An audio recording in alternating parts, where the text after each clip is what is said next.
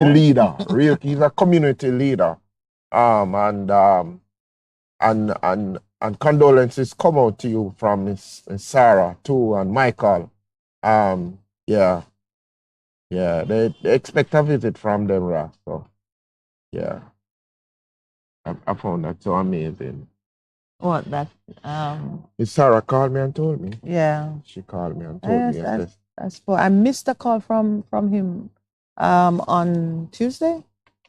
On Tuesday, and we spoke yesterday, and when he said it to me, it was a little difficult to absorb. I thought I had misheard. I said, yeah. That what he said. But then, and he explained to me the circumstances. There's a lot to be done in Jamaica. There is a lot to be done in putting resources in place to care for persons who get to a certain age when they need state assistance on the infrastructure level. Not handout, not money for this or that, but we need to have better infrastructure in place to serve the needs of our elders. And the vulnerable in our society. Because can you imagine, you've been married for 50 years, you're both quite senior, different things begin to happen, and your husband, who would have been robust and able to run any race with you in your 20s or in your 30s or in your 40s or in your 50s, we need to have the kind of support easily available when you are now in your 70s and you alone can't manage. You know how many senior citizen couples I see in the supermarket? Sometimes one of them have a walker, the other one is kind of limping along, and they're both pushing a cart shopping. Now, I don't say they shouldn't be doing activities, but sometimes I wonder if they have a choice. Lift your head up so I can see you. Yeah, it's true. Yeah. We don't have services that would do shopping and banking, and and these can't be, what do you say now? These can't be commercial services because not everybody can afford it. Not only that, you want to have it in a way that is regulated, so persons, you can do, what do you call it? You can do fit and proper testing. You can profile persons who are fit to work in these areas. That is my segue into the whole drama that is unfolding around. Now it's all about Robansky, and it's some very unsavory suggestion that there might have been some other kind of relationship. And I don't mean sexual relationship necessarily, but a tie of some sort, whether it's fueled by money or I don't know how else to describe it, but there is a suggestion that this man's continued involvement in the care of children in Jamaica, whether he's funding it or visiting them and so on, his access may have its origin or was influenced by some improper considerations. So it has caused me to dive deeper into the 93-page report. I know many people not even going to look at the report, but if you go online, you can download the report. You hear, those who are curious and really want to understand how people gain access to Jamaica on a whole. How do they manage to cross the shores and are up and about the place, exerting influence, and some of them going farther than native-born Jamaicans could ever hope to go. I was saying to Lowell a while ago, the Jamaican government used Interpol and other international agencies to investigate me, Lowell, George Neal, and anybody who walked near Carousel. They did full investigations on us, we who born and live here, and you could ask any 10 persons who we are and what we are about. Yet, Mr. Carl Robansky was able to waz into Jamaica from as far back as 2007. His association with Jamaica is not new, and his association with Jamaica predated the activities which have made him a person of interest, put it that way, because the suspension of his teacher's license took place in 2016, 2015, 2016. The offense which he committed in the US started from 2014. They have evidence of inappropriate exchanges, conversations, contact with school children. He was a teacher. But it seemed he was also always a churchman. And the charity which he formed, Embracing Orphans, strongly desired a relationship with Jamaica. From back in the early 2000s, prayed about it, and so came to Jamaica, and a relationship with Jamaica started. So, It's not suggested anywhere that is Miss Gage Gray who brought him here. He came here on his own. It is clear to me that we don't have a standard that vets foreigners who want to do things in Jamaica in the same way that we would vet locals. That's clear to me, because in the middle of his relationship with Jamaica, he ran afoul of the law regulations in the US, and it doesn't seem that Jamaica knew for at least another 4 years. At this point now, it's not like he's a stranger coming to do business. He is already here. Don't you do continuous fit and proper checks on the people who are here in vulnerable situations, whether they're running banks, they're running telecoms companies, they're having access to children. The way that I can't forget hearing government officials speak about an investment in telecoms as being a matter of national security, such that if you discover something about a person from the past that would have disentitled them to get a license, you can take away the license today. The investment in telecoms seem to have no room for forgiveness. If you have ever erred, you are forever disqualified. Yet, access to our precious picnic them is handled in that way. A man has money, he pays the bills for something, and as a result, you are not constantly checking his character and his behavior, so that you will know when he disqualifies himself from that position. And today you hear all this bleating now about one woman is now being pilloried. I pull out that old-fashioned word for Lowell. She's being publicly shamed, and it's going the full distance. There are some fresh announcements and outrage from Minister Favour Williams. She's just so shocked and dismayed at how much she was misled by the agencies. When Jamaica, as the place where the buck stops, the government of Jamaica should have systems in place to be constantly doing the fit and proper testing of certain persons. Would you agree? You mean fit and proper for everything? That's what you mean? Yes, but it's an ongoing requirement. It's not that you're good today and that's it forever. You have to keep checking, because people mess up, people fix things. I mean, you can't.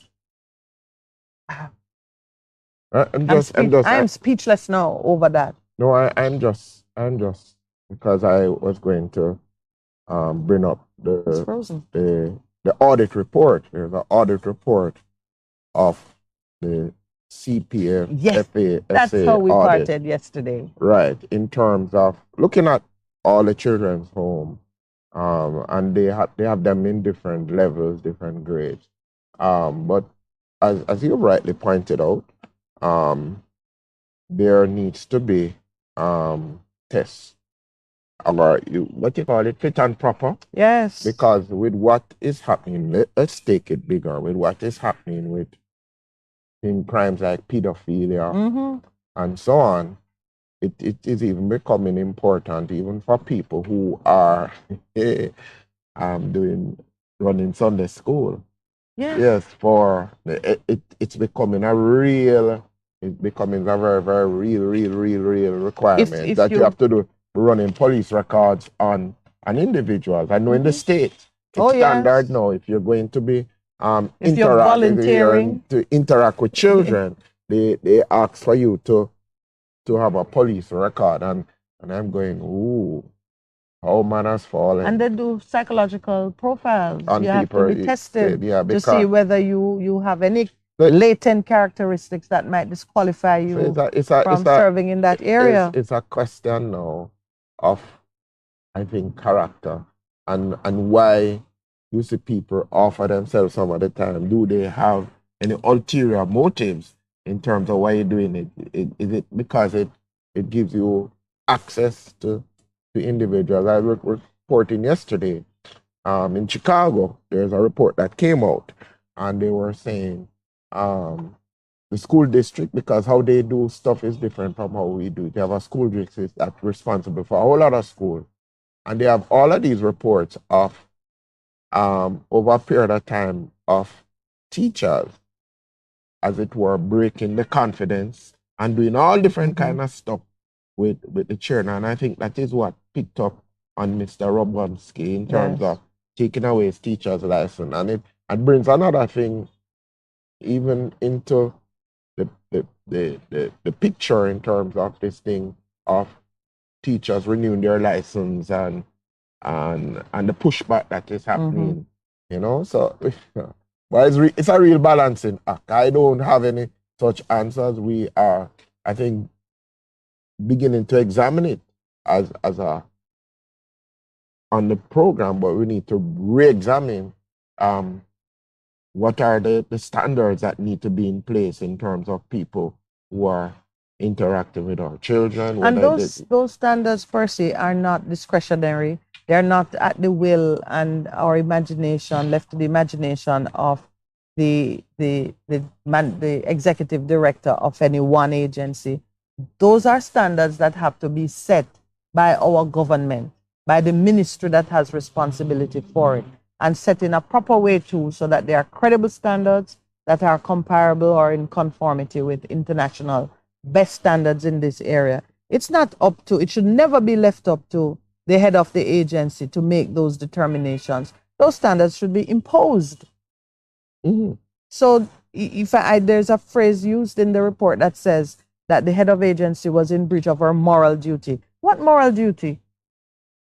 She must be in breach of legal duty. You should set it so that it is a matter of law for her to follow certain rules or regulations. It shouldn't be a question of her morals.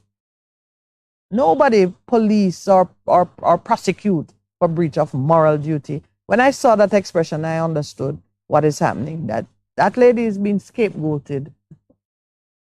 That's what is happening. We always seem to get too personal and emotional about things that need to be dealt with on a legal basis with clear principles that apply across the board, because we do say that we embrace and abide by rule of law in a democratic setting.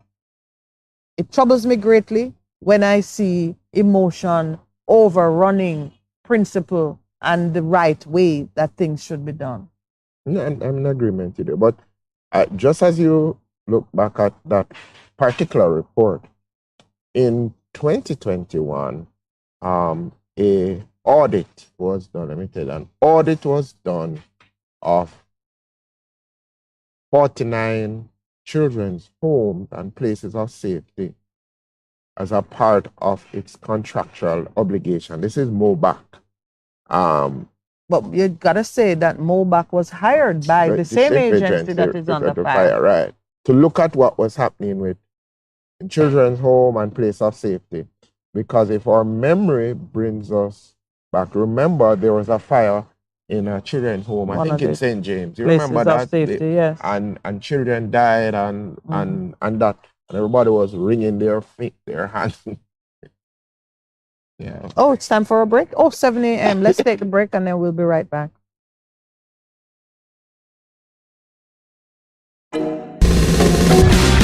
You're simply the best.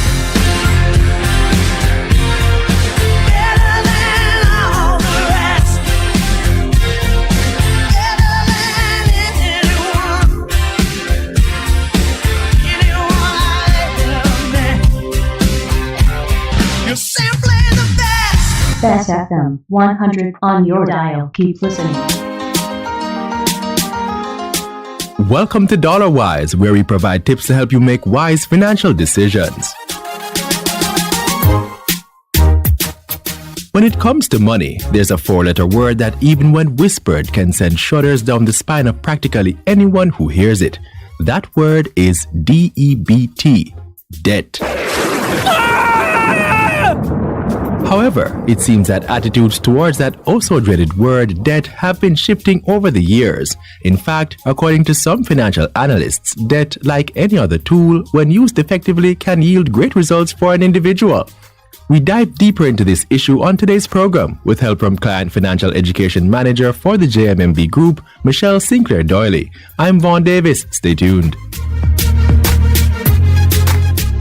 The truth is that debt is neither good nor bad. It just depends on the kind of debt that you take out. So you will have some debt that will be helping you to increase your net worth and helping you to increase the value, right? Your overall value. Client Financial Education Manager at JMMB, Michelle Sinclair Doyley. I'm sure many of you are skeptical, wondering how it's possible for debt to increase your personal worth. Well, Mrs. Sinclair Doyley has this example.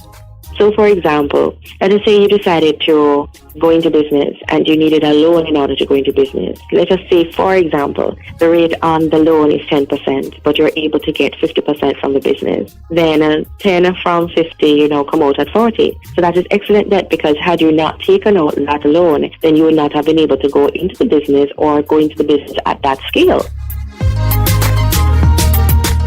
Having established that going into debt can be an intelligent financial decision, depending on your circumstances, let's explore the right time for someone to take a chance and go into debt. Mrs. Sinclair Doyley says one of the key factors financial institutions look at before approving loans is a person's debt service ratio. So your debt service ratio is one of the ways that the financial institution measures your ability to repay your debt while meeting your other financial obligations. So let us say, for example, when we add up all of your loans, it comes out to be 50,000 and you are paid 100,000, then we would say your debt service ratio would be 50%. In Jamaica, an ideal debt service ratio score for a customer is 45%, and persons with this kind of score are in the best position to not only bounce back, but thrive if they take on some strategic debt. So if it is that you have a debt service ratio of less than 45%, then congratulations, because it means that your income is being used to repay your loans and you're doing a pretty good job of it. And you're therefore in a great position to finance your goals using additional loans if you need them. Needless to say, if your debt service ratio is below 45%, then you are putting yourself at high risk by taking on new debt. It could also bring some unwanted financial challenges. So one challenge could be that you're having some difficulty in saving towards your other financial goals. For example, establishing an emergency fund, because everything is going towards debt. 2, meeting your monthly and your annual financial obligations may be pretty challenging. 3, qualifying for additional loans at traditional financial institutions may be a little bit difficult. And this may tempt you to seek the assistance of same-day loan facilities, and they tend to charge you sometimes more than 50% upwards. If you want to lower your debt service ratio, there are some steps you can take. 1 is that you can increase your income or decrease your expenses. And of course, that means you have to do a budget in order to recognize where you're spending too much or where you can actually start earning some more. Number 2 is that you may want to reduce the number of credit cards and or the credit card limit that you have. And number 3 is that you may want to look at consolidating your debt in order to lower the monthly payment. Client Financial Education Manager at JMMB, Michelle Sinclair Doyley. That's it for this week's edition of Dollar Wise, where we provide tips to make your financial life easier. Thanks for joining us, and please tune in again next week.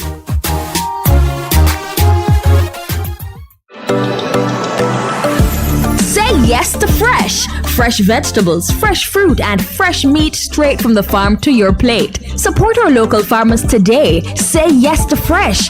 Buy Jamaican produce, fish, and meat. For more information, call the Rural Agricultural Development Authority, RADA, at 876-977-1158-62 or visit agrilinkages.gov.jm. A message from the Jamaica Information Service.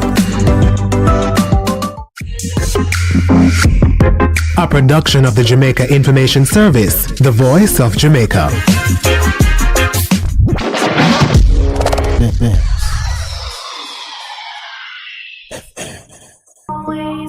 What should a taxi service do for you?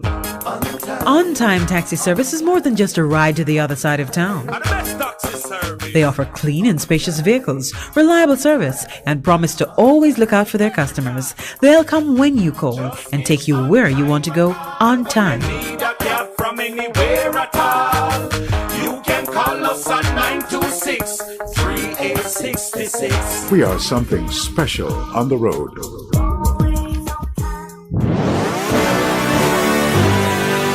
Jamaica, we're going up and not under. No more slaves any longer. We were once weak, but now we are stronger, stronger, stronger. Join me, Darren Chosen Smith, Mondays to Thursdays from 10 a.m. to 2 p.m. inside Lifted, right here on Bess100 FM, 100.1 to 100.9 FM. Tune in and be informed, motivated, entertained, and spiritually lifted. Your weekdays will never be the same again. Mondays to Thursdays from 10 a.m. to 2 p.m. inside Lifted on Bess100 FM, 100.1 to 100.9 FM. With yours truly, Darren Chosen Smith. Tune in and be lifted. Lifted. Let the redeemed of the Lord say so. Let's go. So the pain will never come down. Veg Printers for all your printing needs. We specialize in calendars, flyers, brochures, and more. Call us today at 968-7506. That's 968-7506. Or visit us at 4 East Bloomsbury Road, off Hagley Park Road. Veg Printers, your best choice in printing.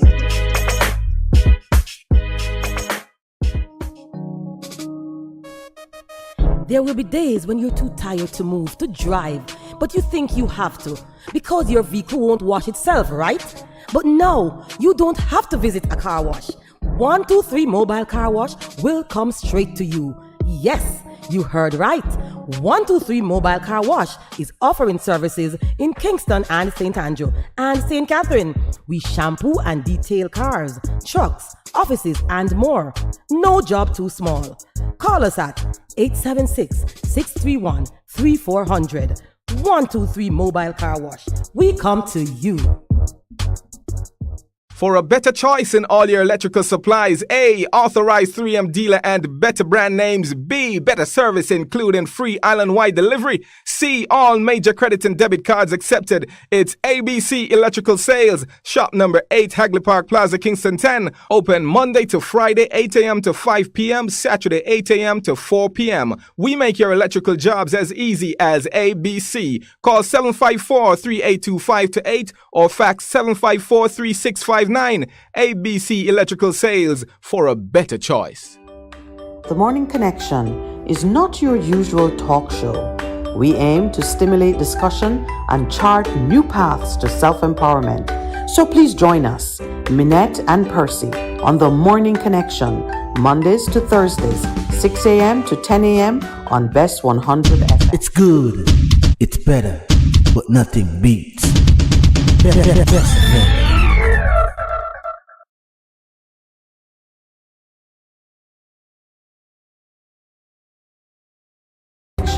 Is not your usual talk show. We aim to stimulate discussion and chart new paths to self-empowerment. So please join us.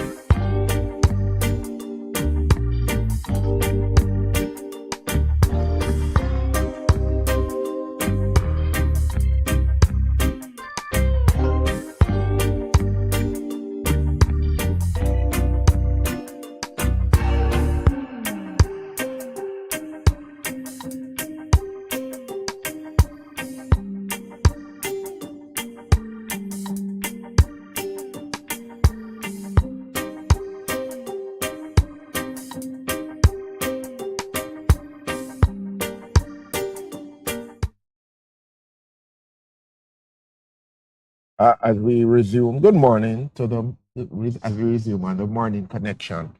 It is instructive for us to note that in June 2021, the Child Protection and Family Servicing Agency contracted MOBAC to do a review of the 49 children's home and place of safety. And a report was issued by them. And one of the key recommendations, I think is important. Overall, MOBAC recommends that investments, which is a very important, investments be made in training and development of staff, refurbishing and enhancing the physical environment where children live and adopting models of good practice that have been emerging within the residential sector. MOBAC believes that the CFPSA should develop a strong focus on implanting a model of practice that expands the role of residential care in Jamaica beyond the provision of basic care, but instead to include the provision of therapeutic, psychological, academic, and other remedial supports to help and assist children. That is a very instructive report, because what it is saying is that if we are saying, as we're doing, that we need to take it now, we need to make a quantum leap to the next level of care, what we're going to need? Money. And you ask a very, very important question in the break in terms of the relationship that Enhanced Embracing Orphans had. Is there with the Jamaican agency? Is there a... Well, did the government of Jamaica, this is the question I posed. It's all good and well to say to the head of the agency, sever ties, if in fact such a direction was given. But did the government of Jamaica say, we will satisfy your budgetary needs, so you do not need to accept a check from this agency or this charity, which was in the habit of funding certain activities from as far back as 2009 or, whatever time his relationship with the agency began. And this is where I would not be distracted. As a citizen, I would not be distracted by the pomp and bluster from the ministry and even the children's advocate if they are not saying how they were transitioning the institution from its dependence on this fund or this charity to one where the children's needs would be met without interruption. As they pointed out in another because report. In all things, the needs of the children come first. And I'm reading a little bit more into the report, and I'm seeing here that this Embracing Orphans charity was not a one-man band. No, it is not. They had board of directors, they had other officers and staff, and really, in a right functioning world, Jamaica should have been able to continue a relationship with the charity without such deep personal involvement with Mr. Robansky. Yeah. Because he is just one man. Because it's a NGO, it's not like you have an NGO and it's one person. It's a board of directors, because you see, they responded when CFPSA did what they did and said, oh, you never tell us on this, because it's in the report. Yes. So they were in dialogue, in communication with the secretary of the board of directors, the board members, for this. Look what they had. They said workplace conduct, culture of honor and grace, and reconciliation, and ethical conduct, and child protection. So they have standards. They had standards. And yeah. if they continue to exist in the United States, which has a really robust system for monitoring the behavior of these charities, if they continued to be in existence, it meant that despite Mr. Robansky's misdeeds, some accommodation was clearly made for them, whether he had done they usually have remedial training and sensitization courses that people who offend can take and be permitted to continue in service. Something obviously was done because this board, this charity, didn't fold up after the 2014-2016 suspension of his license. And the question becomes, was it unreasonable for this lady to exercise any level of discretion in continuing to take a benefit from the charity? She is right now in the stocks, being pilloried for heading an organization that continued to have a too close relationship with this man, so much so with the man or with the organization. No, with Robansky. It's not even it's him, because organizations don't offend the people they hire or the people who are a part of it. So he was the one coming to Jamaica, having the physical contact, and breaching the law in his exchanges with our young people, because it's right to say they're not children. No, so the question is, that to my own mind is that, okay, it was highlighted, it spoke to the organization, which he reported, because they have a board of directors. He seemed to have been one of the point person. The question is, were there other persons who were having interaction with the agency, or it was only Mr. Robansky? Well, this report suggests the two things. I'm looking into it a little deeper. Robansky clearly was there. Yes, but there is another part of the report that says they should have severed the relationship with Robansky, with no embracing orphans. That's what the report said. There in the condemnation of the woman, she's chastised. The executive director is being chastised for not having terminated the arrangements with embracing orphans. There's no arrangement with Mr. Robansky, The only arrangement is with the charity, which he founded. Him founded? Yeah. He founded He's the founder of the charity. But what about the board of directors? The board of directors is part of the governance. So they are the ones who would carry the ball. If he died, for example, would the charity end? No. In fact, there's report on correspondence that said the board of embracing orphans met and took decision that Robansky would no longer be the lead person for any of the projects involving, the children. He would be focused on building. He was to have no interaction with children's homes. He was to have no lead role in mission trips to Jamaica, and he should not contact or liaise with the CPFSA nor any longer be the face of embracing orphans in Jamaica. No. So then what? So Mike, wow. If those decisions, those are the conditions that the CPFSA says it wrote and it communicated to Embracing Orphans, the charity. So when all of these things happened, 2018 just come into life? 2018, yes. So hold on a second. So the lady, in her capacity as executive director, did the due diligence and wrote and said, this is it. So something that happened in 2018 is coming to light now, and she's done what she needed to do as executive director, and she's been, what is the word you use? Pilloried, publicly shamed, set out there to be punished by the public, not allowing due process to run its course, as we have seen happen for so many higher placed individuals in government. They won't even talk about it.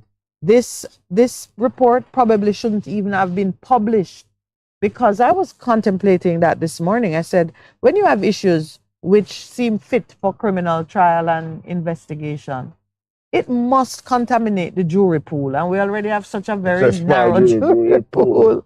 It must contaminate the jury pool if it is played out in the media first So what is the then lady it will go guilty to of? court. Breach of her moral duty. What is that? Nothing that can be tried in a court of law can only be tried in the court of public opinion. No.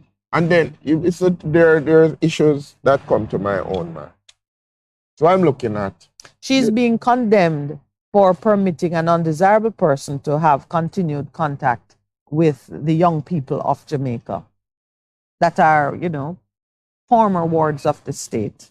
And you see, listen to me, I read it and I see what it is. It's a fight between Children's Advocate Office and Child Protection Agency. It would seem that the one wants to consume the other. But let me tell you, let's take it wider now. So, what is it? What we call it again? Moral, what is it? Breach of moral duty. That's what I see, breach of moral duty. It actually words that were used because she lacked the discretion and the sensitivity to guide the institution in a direction that would have kept Robansky away from the young people in the house. Yeah, and they tried to carve out a little jurisdiction for themselves. This is the Children's Advocate because 18 and over are adults. And if something happened with them that is improper, criminal offense. It's criminal offense. So then why is this? So why are they not extraditing Mr. Robansky? So he can come to Jamaica and answer to charges. Right. And let the law take its course with it. Yeah, this lady is being held accountable for whatever it is that he did because it's alleged, not alleged, it is the finding of the Children's Advocate that she allowed this thing to happen. So she was there while the man was misbehaving himself. That's how it reads. As if she personally, it don't seem as if the agency had any oversight that anybody else, so even the same Children's Advocate, were their defenses, they became aware of it when Nationwide broke a story in 2021. That's the Children's Advocate. So they can be. They could also be accused of dereliction of duty because they, being aware that the bona fides, the antecedents of significant persons in donor agencies, that's an important consideration. They could have been keeping a watch list of who's coming to Jamaica under the guise of charity so they could prey on our young people. If you live in a glass house, go on, Percy. Don't throw stones. But there's another thing though, which I want us not to miss. Is it this moral, what is the word again? Moral what? Breach of moral duty. Is that the one? Breach of moral duty. So with the corruption that is happening in our society, which we haven't said it, but if you talk to a lot of Jamaicans and with all the reports and the corruption index, but the politicians are not politicians and the other princes of the land. Them know must be held to the same to the same high standard. So me glad for them do it, man. Yeah, that's what I say. I'm not knocking it as a new standard. No, man. But if it's a new standard, let's set the standards for the new standard. Yes. Let us not just take one person because there's something personal that is happening between them. And this is a new standard. I mean, this whole thing is putting the head of the agency on trial. When you put one person on trial for the activities of an institution that even predate her time, it's not as if Miss Gage Gray is the one who created all of the structures and the governance parameters were set by her and she did a poor job. She came into a situation, some of the elements pre-existed her. When they merged it, not only that, when she came into the position, Mr. Robansky was already a feature in the Jamaican charity landscape. Okay. So, I mean, just like how the Children's Advocate would now want to point fingers at this individual to say she dropped the ball, one could say the Children's Advocate dropped the ball too, because guess what? When I take a new job, let's make it personal. When I take a new job that has in it elements of oversight for other people's work. Mm-hmm. The first thing I do is satisfy myself on the methodology and the parameters of how I conduct the oversight. And the capabilities of the individual. There you go. So when she took her position as children's advocate, she should be saying, all right, as an advocate for the children, I need to make sure that the critical personalities in their circumstances are fit and proper, which must include the heads of the agencies, the financiers of the work that's being done when we take donations. That must be in your front of your brain, that these are critical players. Wouldn't she set up her own system then for ensuring that all these are fit and proper persons, and set a system for a constant reviewing of how these people are performing out there in the world, knowing, as she says in her report, that this is an area that attracts all kind of strange people who are prepared to be wolf in sheep's clothing, predators giving money so they can have improper access to children for, you know, illicit pleasure or just plain criminal pleasure. I could easily say that the children's advocate failed in her duty. But this young lady who gave in the report, this actual, you said what you said. How Yes. old was she? Oh, you're looking at 18, Okay. 18, yeah. But we're not gonna, I take Malvern's point yesterday, no. Malvern said, why are people reading out the details of? All of the things, Yeah. yeah. It is enough to know that there was a breach of propriety.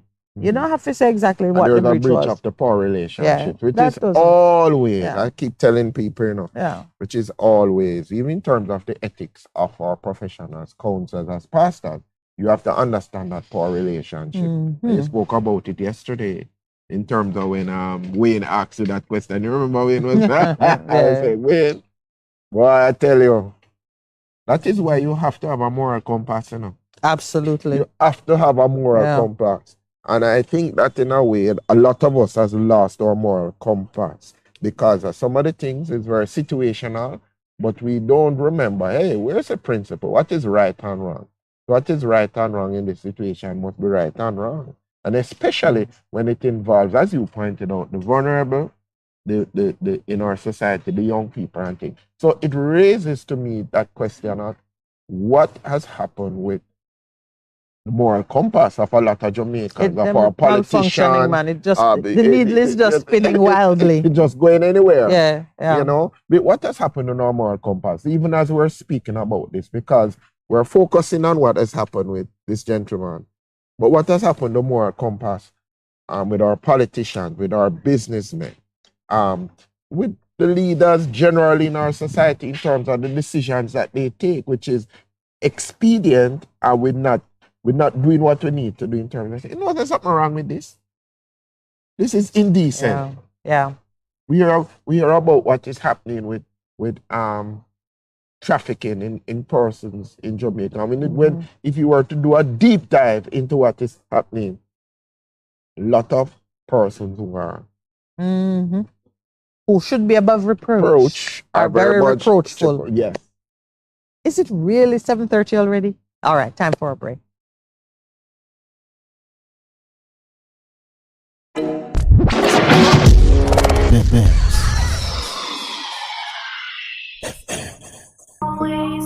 What should a taxi service do for you? On-time taxi service is more than just a ride to the other side of town. They offer clean and spacious vehicles, reliable service, and promise to always look out for their customers. They'll come when you call and take you where you want to go on time. From anywhere at all. You can call us at 926-3866. We are something special on the road.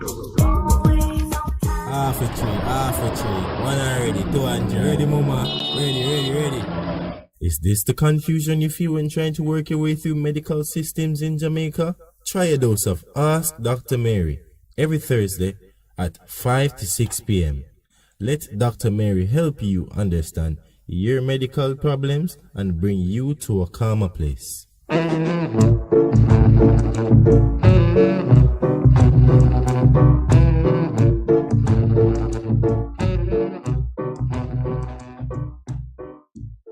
Hey, what's up? It's your girl, Lady Lee, the Queen of the South, and I'm inviting you all to trailblaze with me on the best of the best radio station, the Bess100 FM, Mondays through Thursdays, 2 to 5 p.m. You can't afford to miss it on your airwaves. Yes, trailblaze with Lady Lee right here, Mondays to Thursdays, 2 to 5 p.m. on the best of the best, Bess100 FM. Mwah. Veg Printers for all your printing needs. We specialize in calendars, flyers, brochures, and more. Call us today at 968-7506. That's 968-7506. Or visit us at 4 East Bloomsbury Road, off Hagley Park Road. Veg Printers, your best choice in printing.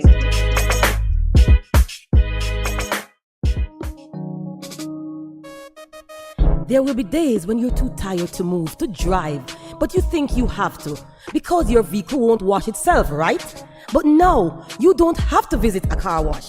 123 Mobile Car Wash will come straight to you.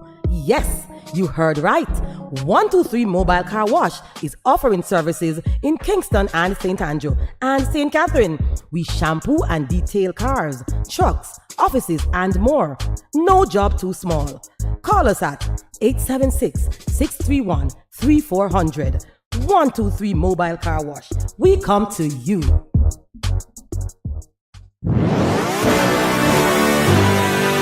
Jamaica, we're going up and not under. No more slaves any longer. We were once weak, but now we are stronger, stronger, stronger.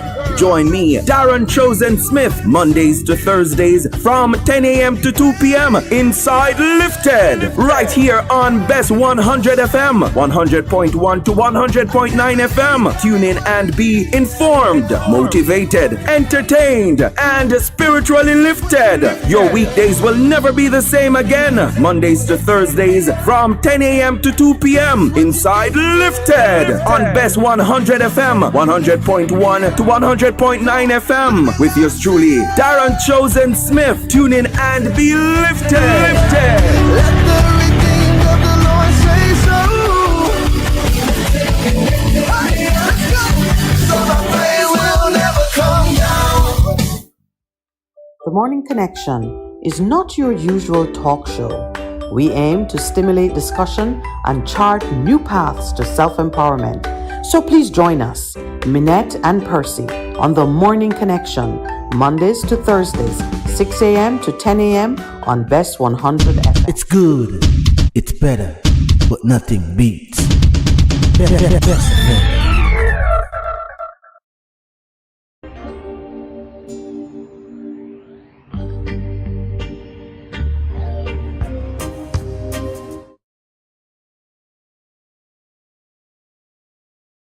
Welcome back.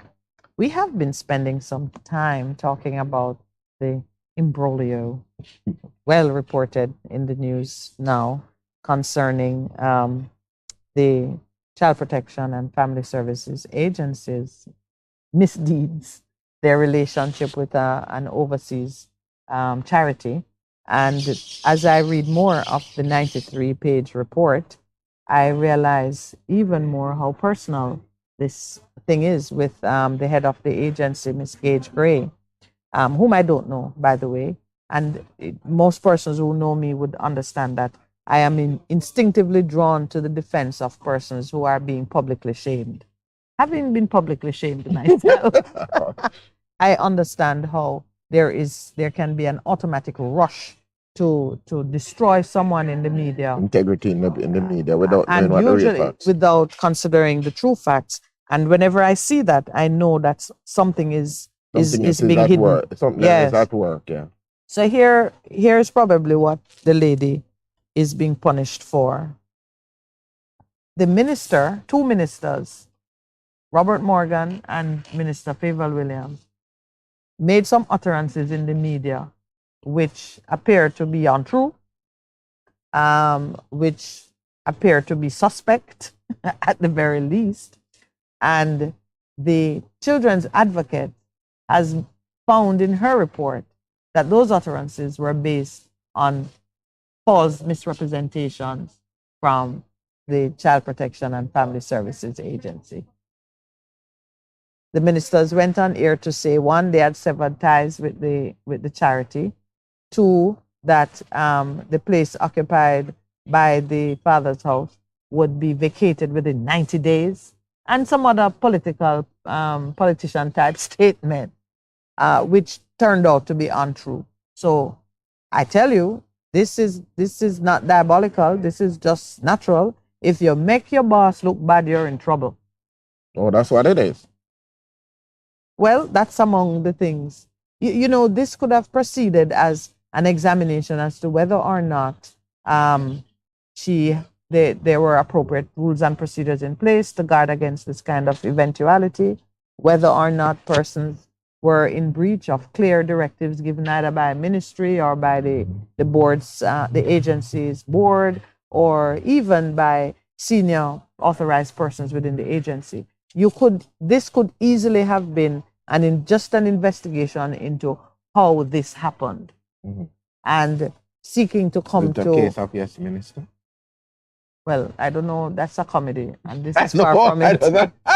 This is far from it. It does match in my brain, you. Yeah. You tell you gotta quiet your brain sometimes on Thursday morning.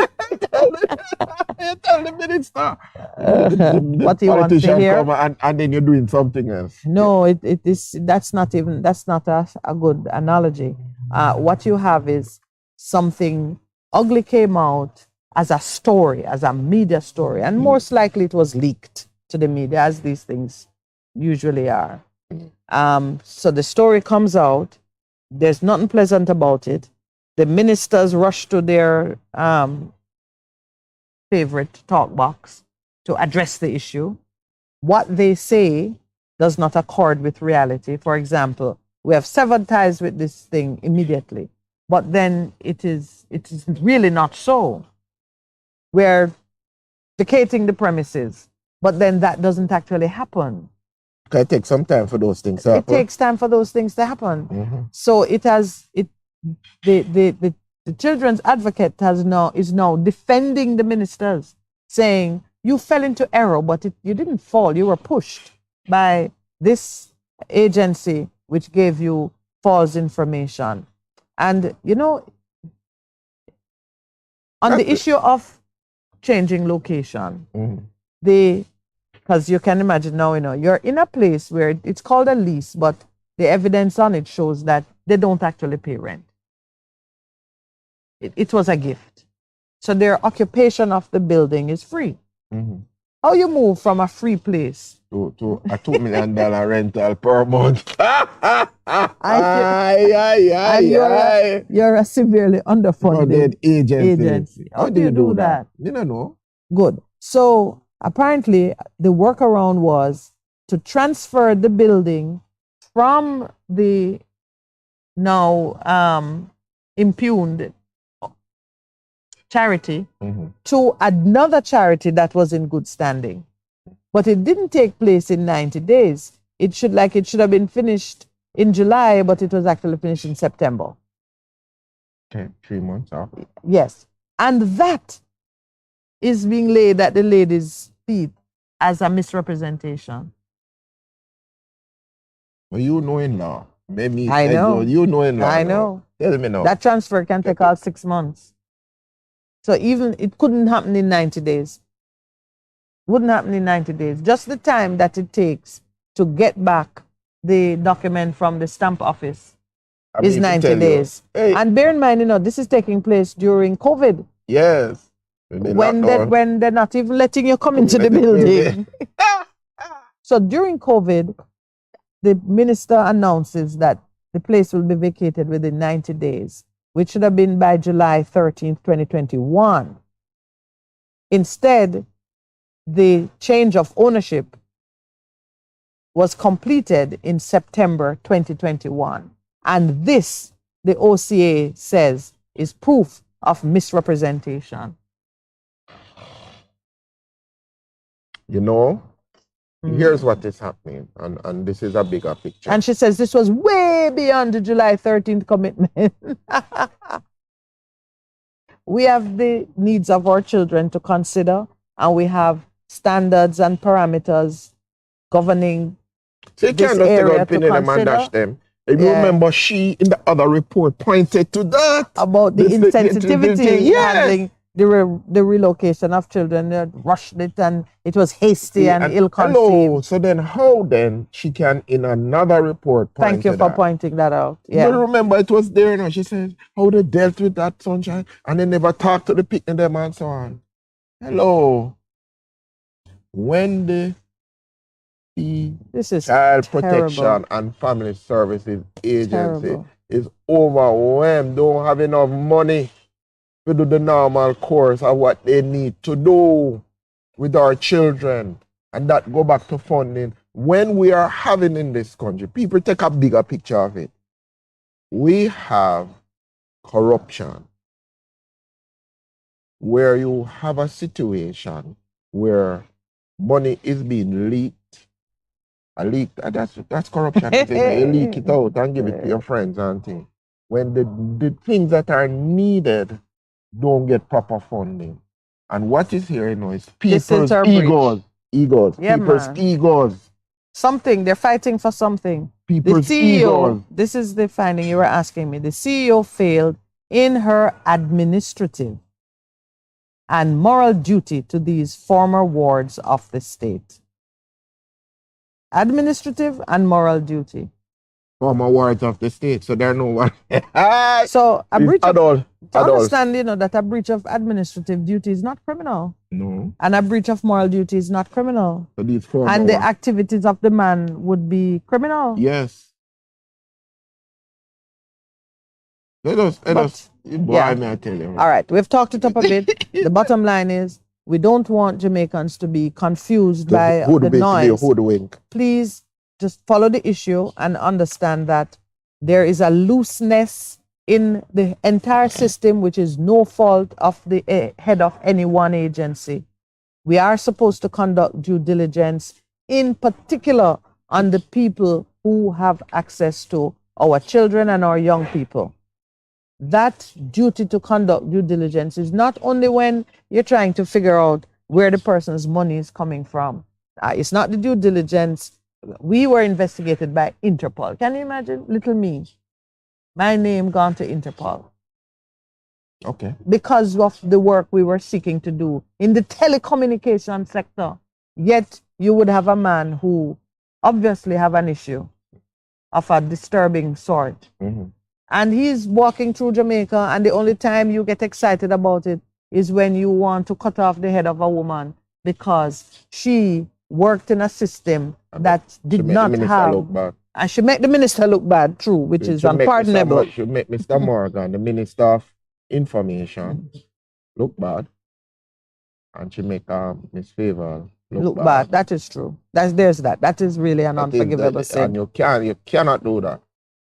You can't make the minister go up there and say things and things. Because the ministers, I find, because they are driven by what the soundbite is. The soundbite is. No, man. Yeah. No, because the truth is, if you are, this has happened, I believe, to a lot of other civil servants who they're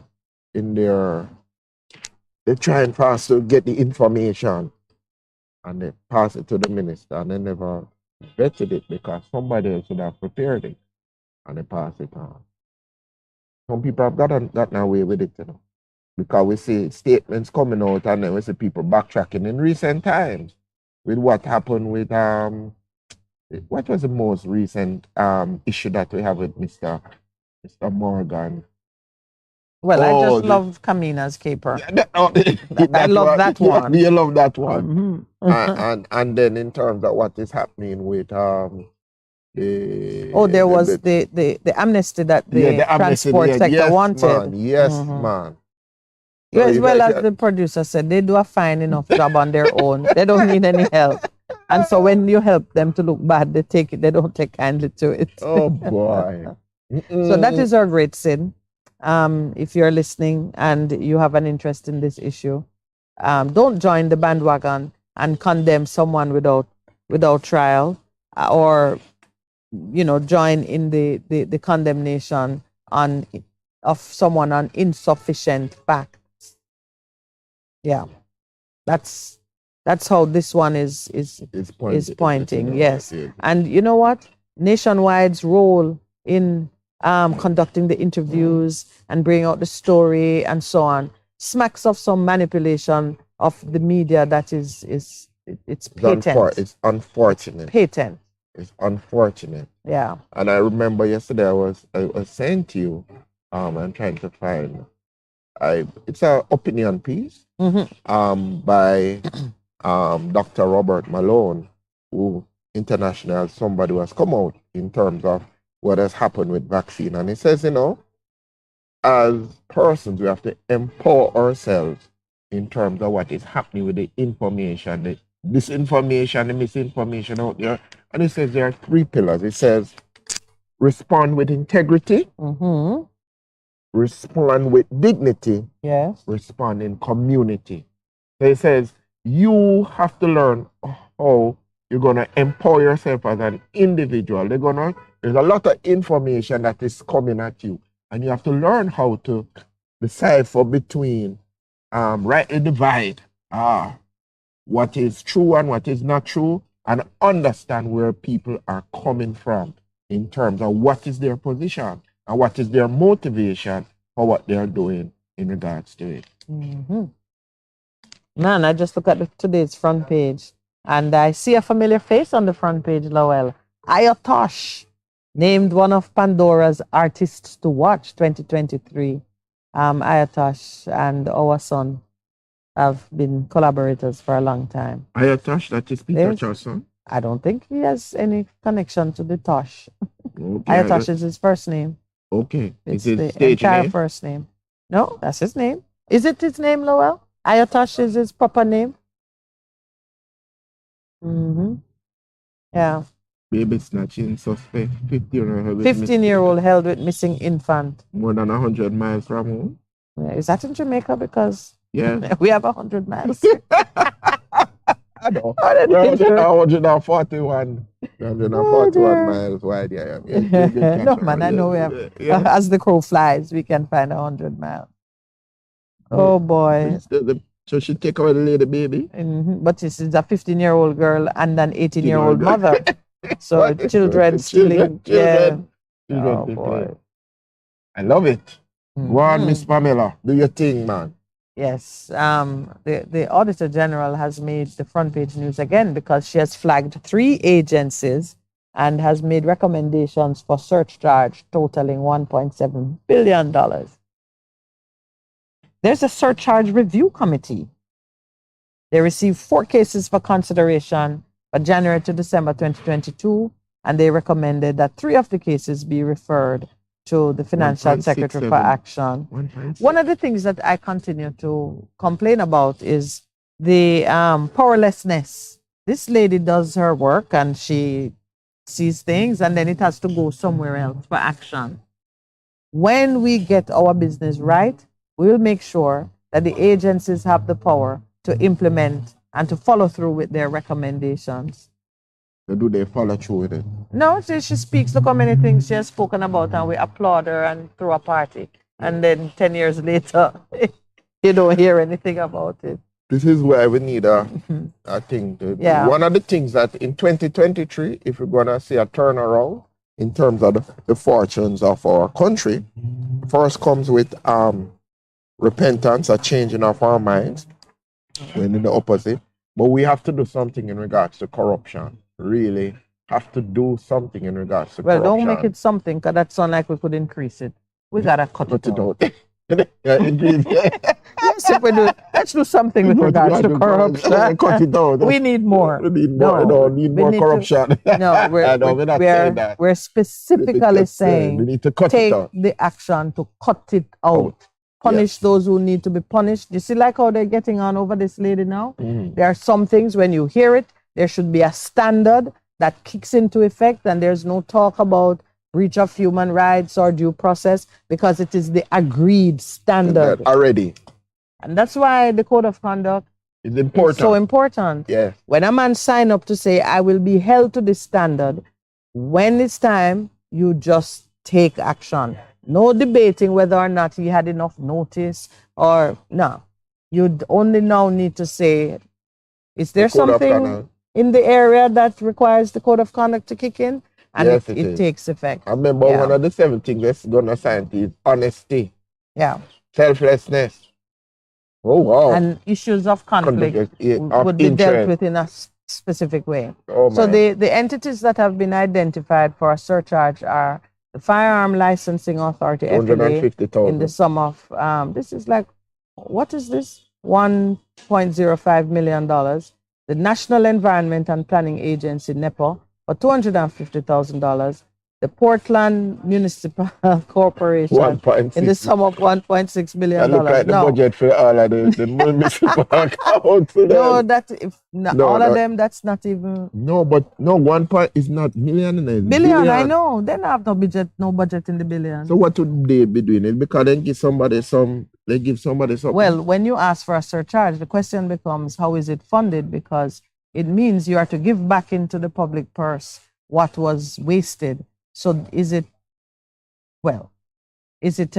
becomes personal to someone in the agency. Look at that. The Auditor General reported that $4.2 million paid by the FLA to 7 officers for gratuity payments was not subjected to income tax in keeping with the Income Tax Act and related guidelines.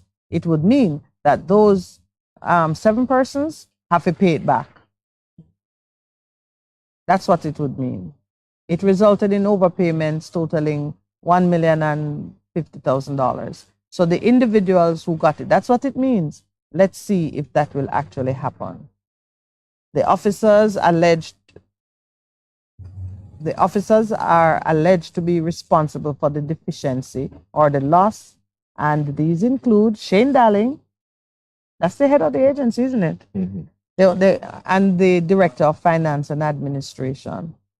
Wow. Okay. That should be easy because you're still paying them. You can take it out of their salary. Right. So let's see who are the others and why.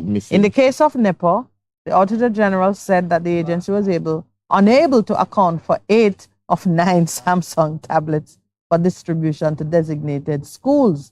So who should pay that now? The officers alleged to be responsible are the manager of facilities and operations, the inventory clerk, and the public education and community outreach officer.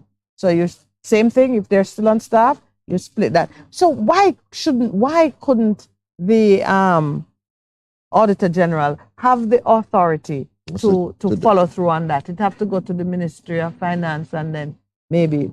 But I guess Jamaica portability, the portal for managing transparency. I forgot, Jeanette Calder. I guess her institution, her NGO will follow that up.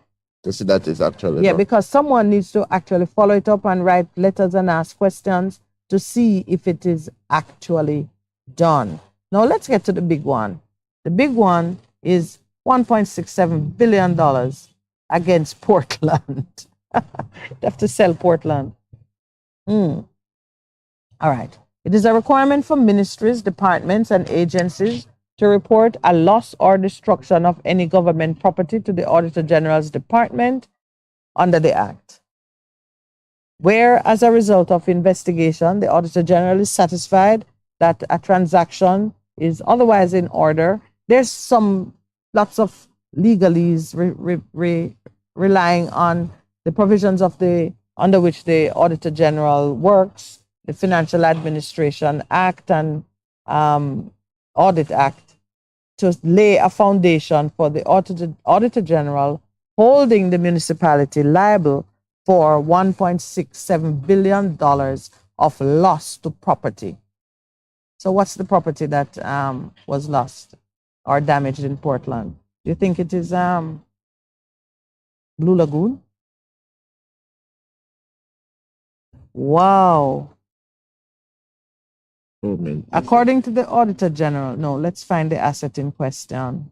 We're reading it as we go, so. The Chief Executive Officer and the Chief Financial Officer at the Portland Municipal Corporation could be facing a surcharge for the loss or destruction of government assets. The audit team was informed that the records for financial years 2010, 11 to 12 were damaged owing to water exposure. However, there was no record of the report to the Auditor General regarding the incident. In the absence of any record of a report being submitted to the Auditor General about the loss or destruction of the documents, the transactions captured in the financial statements would be deemed unlawful and treated as a loss, as set out in the Financial Administration of Audit Act. The Auditor General said, that is just nonsense. I'm there thinking that they neglected some real property of a value. So they couldn't find, they can't find a record of them, so they just assuming based on the previous records. No, but the people say that the records were suffered water damage and exposure to the elements. Now, the truth of the matter is... I understand the first two one, but I don't understand this. Yes, this is rubbish. No, Percy, just imagine, when there was a fire in the court and all the records were destroyed and citizens' cases are held up because of that, tell them. We could go sue them and say, this is what the value of the inconvenience. No, it's because they not tell them. That is what she's alleging. Because she didn't tell them that it was these records were damaged. You're going to pay for it. All of the transactions that are the transactions mentioned in their financial statement, but for which there are no underlying records, are rendered unlawful, and the unlawful transactions cannot be taken into the treasury, and therefore, and the total value of the transaction is 1.67 billion. The law don't work like that, and if that is what that act is saying, somebody need to amend it very quickly. Very quickly. No, it's serious though, So why wouldn't maybe it's Blue Lagoon? This Auditor General, whichever lawyer is giving you that nonsense, you should fire that person and you should take a surcharge for their salary. Whoever gives you this recommendation and tell you that this is legally justifiable, you should ask them to give you back the salary that you're paying them, because this is rubbish. And you can't say you're doing it on behalf of the people of Jamaica, because guess what? If you conducted transactions valuing $1.67 billion, the transactions are concluded, the value is known, it is there. How can you say that it is a loss? Because the documents that could support it are missing. When you could go reconstruct, because if the transaction is there, then the people who are part of it have evidence to show that these are real transactions. And if your concern is that the transactions are not given their correct value, you can also go back and reconstruct. Why would you be telling the people of Jamaica that the Portland municipality caused the country a loss of $1.67 billion? And they must give it back. Who should give it back? The mayor or you know what we're going to discover? As when they respond to this, you're going to hear that the building where the documents are kept had not been maintained for 1,000 years, and it had rot and water leak come in, and we've been complaining that we need a new building, and nobody pays any mind, and the documents got wet and moldy, and termites eat them up, or whatever it is the case might be. Because we see the police stations, we see the hospitals, we see the government offices in which some people have to work. We're lucky the people not sick. No, remember. And we see the waste that has happened with Corner Regional. Absolutely. $14.7 billion. Yes. And we come Should up there to be the a surcharge? Yes. All right, let's take the break while we chew on that one. Oh, gee.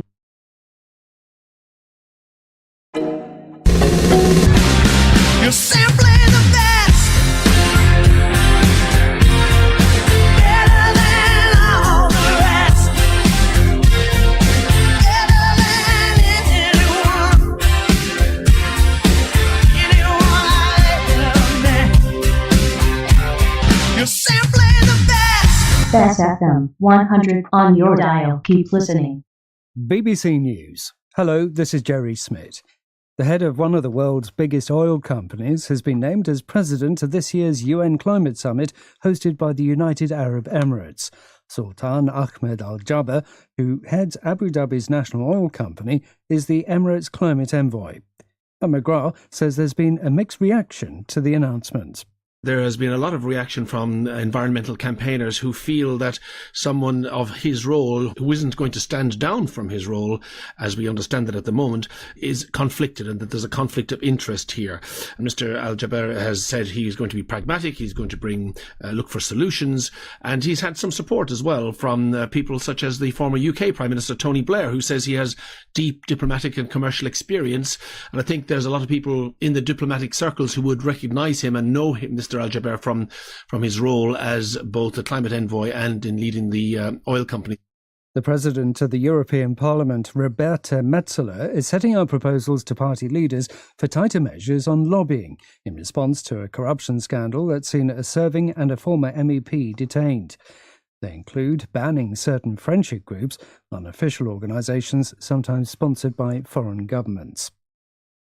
The Supreme Court in Sri Lanka has ordered former President Maithripala Sirisena and 4 former senior officials to pay compensation to the victims of the Easter Sunday bomb attacks in 2019. More than 260 people were killed when suicide bombers targeted 3 churches and 3 hotels. Here's Ambar Sanetirajan. The Sri Lankan Supreme Court said the former president and others had violated the rights of the petitioners by failing to prevent the Islamist bombings, despite having credible information that an attack was imminent. Maithripala Sirisena was ordered to pay around $273,000. The others ordered to pay include the then chiefs of Sri Lanka's police and intelligence. The court also directed the government to take disciplinary action against the former intelligence chief Nilantha Jayawardena. There has been no immediate reaction from Mr. Sirisena and others. The State Premier of New South Wales in Australia, Dominic Perrottet, is facing calls to resign after admitting he'd worn a Nazi uniform to a party 20 years ago. Shana Khalil reports from Sydney. In a televised apology, Dominic Perrottet said he was ashamed that he wore a Nazi uniform at his 21st birthday celebration. He said it was a terrible mistake, made when he was young and naive, with no understanding of the gravity of what the uniform meant. The New South Wales Premier added that his apology was directed in particular to members of the Jewish community, Holocaust survivors, veterans and their families. Mr. Perrottet said he did not know if a photo of him wearing the costume existed, and denied his admission was made to preempt the release of any such photo. World News from the BBC. The French and German foreign ministers have met Ethiopia's Prime Minister in Addis Ababa to discuss the peace deal that's ended the 2-year war in Tigray. Abiy Ahmed said the talks were fruitful. Germany said discussions would focus on the need for lasting peace and accountability, food security in the region, as well as the wider partnership between the European and African unions. The New York-based group Human Rights Watch says the world needs new leaders to stand up to abuses after a year of crises, from Russia's invasion of Ukraine to Taliban repression in Afghanistan. Its acting chief executive is Tirana Hassan. The last year has seen essentially an all-out assault on human rights, whether it be the war in Ukraine, the war in Tigray, the repression of protesters from Iran to China. But the interesting thing is that we have seen people standing up, and not only are they saying no to human rights abusers, are they saying no to the dictators and the despots, they're actually demanding their human rights. She accused Pakistan of hypocrisy by campaigning for UN investigations in Kashmir, but obstructing similar efforts on behalf of Uyghur Muslims in China. Ukraine's Deputy Defense Minister says fierce fighting is continuing in the largely destroyed eastern town of Soledar near Bakhmut. Hanna Malya admitted the situation there was, as she put it, difficult. Earlier, a Ukrainian military spokesman hinted that commanders were considering a withdrawal from Soledar. A French huntsman who killed a Franco-British dual national he mistook for a wild boar has been given a 2-year suspended prison sentence. Morgan Keane was shot dead while cutting wood in his garden near Toulouse in 2020. Julien Ferral was convicted of manslaughter and banned from hunting for life. BBC News.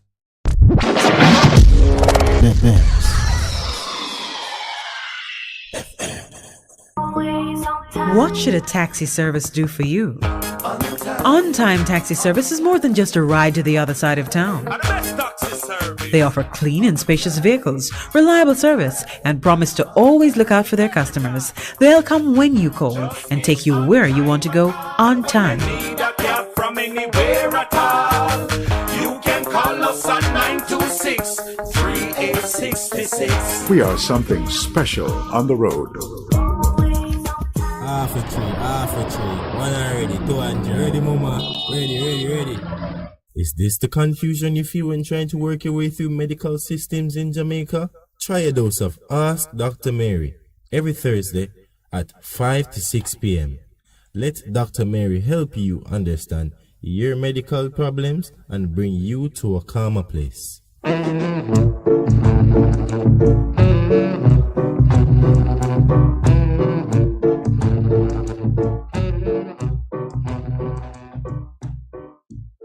Hey, what's up? It's your girl, Lady Lee, the Queen of the South, and I'm inviting you all to trailblaze with me on the best of the best radio station, the Bess100 FM, Mondays through Thursdays, 2 to 5 p.m. You can't afford to miss it on your airwaves. Yes, trailblaze with Lady Lee right here, Mondays to Thursdays, 2 to 5 p.m. on the best of the best, Bess100 FM. Mwah. Veg Printers for all your printing needs. We specialize in calendars, flyers, brochures, and more. Call us today at 968-7506. That's 968-7506. Or visit us at 4 East Bloomsbury Road, off Hagley Park Road. Veg Printers, your best choice in printing.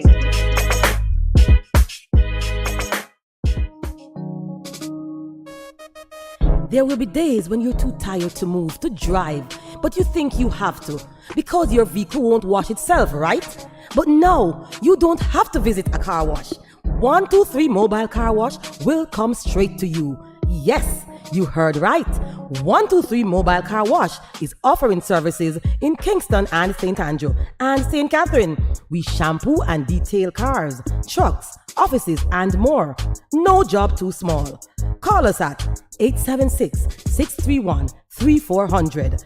123 Mobile Car Wash. We come to you.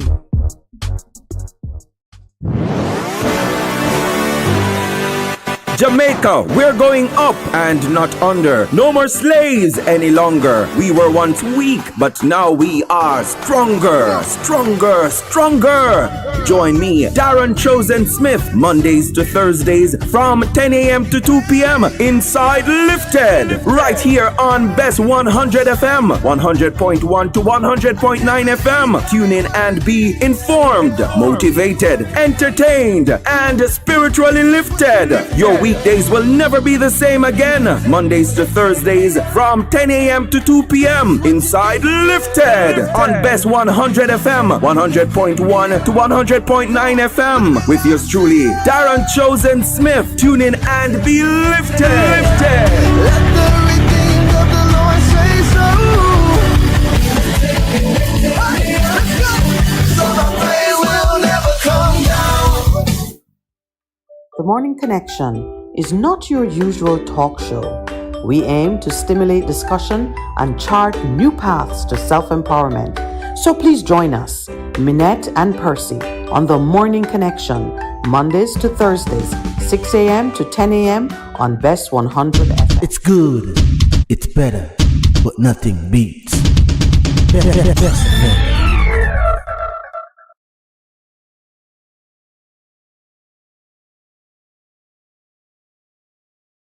The Morning Connection is not your usual talk show. We aim to stimulate discussion and chart new paths to self-empowerment.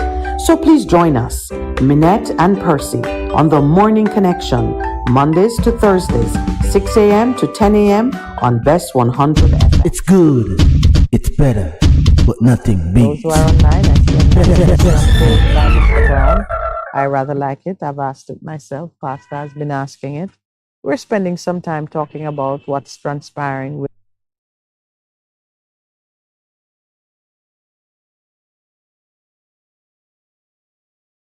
these concerning matters at the Child Protection and Family Services Agency.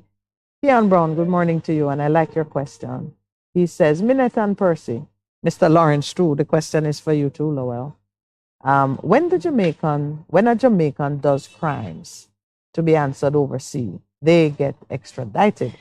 So that guy should be in court for his crime against the vulnerable. Is this so? It should be so, but the question is... It is so. He should be. It should be, but the question, the vulnerable, I think when we read the report, and you go into, and this young lady was talking about it's her interaction with that child with an adult. Yeah, it's unfortunate. So sexual assault. If it's sexual assault, I think yes, it should be. But I'm not sure if I'm in agreement. Why do you suspend somebody who... Oh, you're looking at the Jamaicans for Justice now. Yeah, why would you suspend somebody because who took... When you're going through the report, you see where it came to the light. She had meetings with them. This is according to the report. And she says, all right, this is what you must have no longer have any... She made the right recommendations. And she acted on it in terms of the saying, all right, the place where the center, it was given to them and they transferred it. It took longer than it should have. It looked like it happened quickly though, in terms of Jamaica. By Jamaica. And I'm saying, okay, she did what it did, what thing.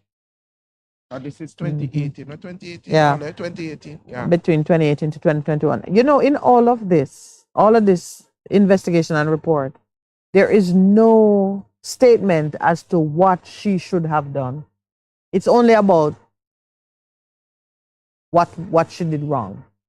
They don't say this is the standard. She was held accountable under this or other set of rules, regulations. It's just really it's a condemnation of the woman personally. And then even the report, you set up a... It's as if she had no staff or any intervening managers who were accountable. But as you said, standards. What were the standards? What is she being judged against? So you set up a straw... a man of straw? A man of straw hit it down because what were the standards that she'd been judged against? Oh, what were the standards that she was being judged against? Well, we know for one that her agency gave information. I'm not gonna say her agency gave information which caused, I wouldn't even say that's the information that caused. They gave information which was repeated by the minister because you tell me so and so, my duty is to check. Yeah. My duty is to check. And I see where one of the ministers said, we have been advised by the agency so and so. So if the agency advised you wrong, there's no shame on you. You repeated what you were told. Anyway, JFJ, Jamaicans for Justice, are calling for her suspension. Now, suspension is actually a disciplinary process, or it's a judgment, because suspension can be the punishment. You can be relieved of duties pending investigation. But when that is being done for someone at her level, it must be based on the clearest set of circumstances and rules where, for example, if an investigation is being carried out into so-and-so, the subject would be relieved of duties for X period of time. And you get full pay and it's a holiday. Yeah, but in these circumstances, suspension would be punishment. Punishment before and a judgment of culpability. And Jamaicans for Justice, that would not be just. I'm just about to say that. You wanted to use the word. It wouldn't be just. And if you're a Jamaican for justice, you need to be just. For everybody. On both sides. Yes. And you get a sense, and correct me if I'm wrong. Justice is justice for everybody. Of course. And as you continue to say, something else. and I hear this, you're having this position, you often ask the question, if you were in that person's place, how would you want to be treated in terms of justice? We must cease from things being knee-jerk reaction because something is out there on social media and everybody is responding. Where's the truth? The wagonist approach. Where's the truth? What are the real issues? And as you just said a moment ago, what is happening? She did something wrong, but where are the standards? What did she breach? At its highest level, the Office of the Children's Advocate is saying she breached administrative duty and moral duty. Really? 2018 to 2021. Administrative duty and moral duty. If it's administrative duty, you must be able to link it to some policy or guideline or standard that is in the process, the known process, which she breached. And you can't say that she should have created it, because then the offense would be failing to create. Yeah. It wouldn't be breaching it. It would be failing to create a policy or procedures. And you've shown that this same agency under her leadership commissioned a study of 2021. In 2021, the same year everything was happening. Well, we don't like injustice in any form. So Jamaica for Justice, I think you've missed you missed the mark here. Yeah. You missed the mark. You're being a bandwagonist. And the first thing that an institution such as yourself should remember is that if everybody is calling for it, something wrong. So don't join it. Don't join it. Oh boy. Did we do justice to that one? Because we have not heard the last of it. And what is concerning me, as also others, is that in all this, the offense which the man committed against the young people, that is not getting any attention. And if you ask me, the injured party in this are the young people who had to put up with this kind of treatment and behavior, while the rest of us are worrying over whether this person did a good job. Yeah. If a crime has been committed, treat it as such. Yeah. I remember there was an issue, a similar issue, which I was related to, and I said to them, this was my thing. You heard one side of the story, but I'm saying there are procedures for dealing with the individual. It was in relation to a teacher versus a student. And I said, but you're never thinking about what the teacher did, but what about what the student did? And to be just, if there are procedures, then they take it through. Let it go through the normal procedure. Don't, based on public opinion, be making decision. No, man, make it go through. And I think that what has happened to us as a society and the world, with just everything that is on social media, Twitter, you can pillorize people's reputation. It go out there and it can't come back. So I have learned, hear something, no repeat. You understand that you don't know. I'm only permitting you to make up one word per day. You just used it. Which one? Pillorize. Pillorize. So you can pillorize somebody? No. What you can do? Pillory. You just pillory them? Yes. Okay. I thought you could pillorize somebody, but you can't. Okay. No, but that is my point. Maybe in some world you can. Yeah, but here is Conrad weighing in and saying, that's why Royal Reid and Patrick Bailey are still free. The double standard is killing us, man. And the double standard is killing us. Yeah, but it is true. The standard must be the same across the board. And it is why. Because we tying all of the things right in the civic right. Me no feel like me a part of this. I'm not a part of this. I call it the Jamaican project. I'm not a stakeholder. They do what they want to do. They tell us a narrative that we must believe. And when we question it, we are told, hello, you're pseudoscientists. But the information is there. I must agree that you can come at it from different positions. That one really did vex you. Yes, man. When the Prime Minister called you a pseudoscientist. That was what he said. Pseudoscientist. And know that you're a real scientist. Yeah. I did my first degree. But anyway, we just really need to take responsibility and move forward. It is unfortunate. And if people go through the report and read it, you know what might happen? Somebody might sue somebody for libel. Because the lady's reputation. And when you read the report, you see the lady, based on what they have written, did substantive things. This come to light. The organization said, we're sorry. And they said, well, it is wrong and this is what you need to do. And they begin to enact, to implement the actions that are needed. Come on, people. Do you remember when they had the major cocaine find at Ian Fleming Airport? Ian Fleming. And it's still, we not hear nothing about it. Because being reported today is the bail application is underway for the person who they found? But no, for another find. I just want to check the date of that massive multi-billion-dollar find. $3.7 billion seized in cocaine seized at the Ian Fleming Airport. In September. That was September 2022. All right.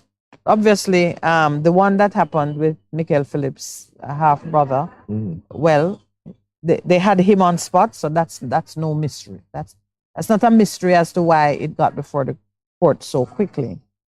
There was another find off the coast of St. Thomas, $1 billion cocaine bust on a vessel off the coast of St. Thomas. You remember that one? All right. That took place, when was that? Last month. No, the man was arrested last month. Yes, so that was 6. Bail last and month was humanitarian December. All right. So they're already before the court. I don't know. Were they caught with it? I'm trying to. Yeah, it is with remember it was the Coast Guard who intercepted the vessel. Right. Yeah. Okay. So those cases are moving. The one from September 2022, we don't even hear gunfire about it. I mean, I like to have that expression, and you have to be careful on radio. Your gunfire. No, we're not firing a gun. We're not meant to fire any gun. No, it hasn't been fired. That's the point. Yes, we don't hear any. Nothing about it. Nothing about it. Nothing about it. We need to get this guy back. Yeah. So, this year, Percy, we have to be a part of conducting the follow-up reviews on these things that have long been on the table and they keep getting farther and farther away from resolution. And then how the media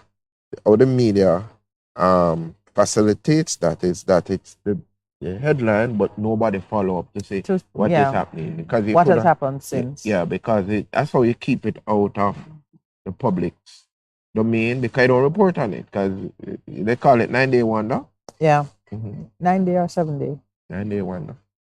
9 wonder. 9-day wonder. Yeah. We are continuing to watch the unfolding developments regarding the compensation review for critical members of all public service. I sent you something. Because all right. So most people have gone through. Did the teacher sign? I don't. Hold on. The teacher. That's Lastanja was on the good news doing something. I remember she said that she will come at the teachers. Did the teachers sign? Did they? I don't know. So the police haven't gotten anything.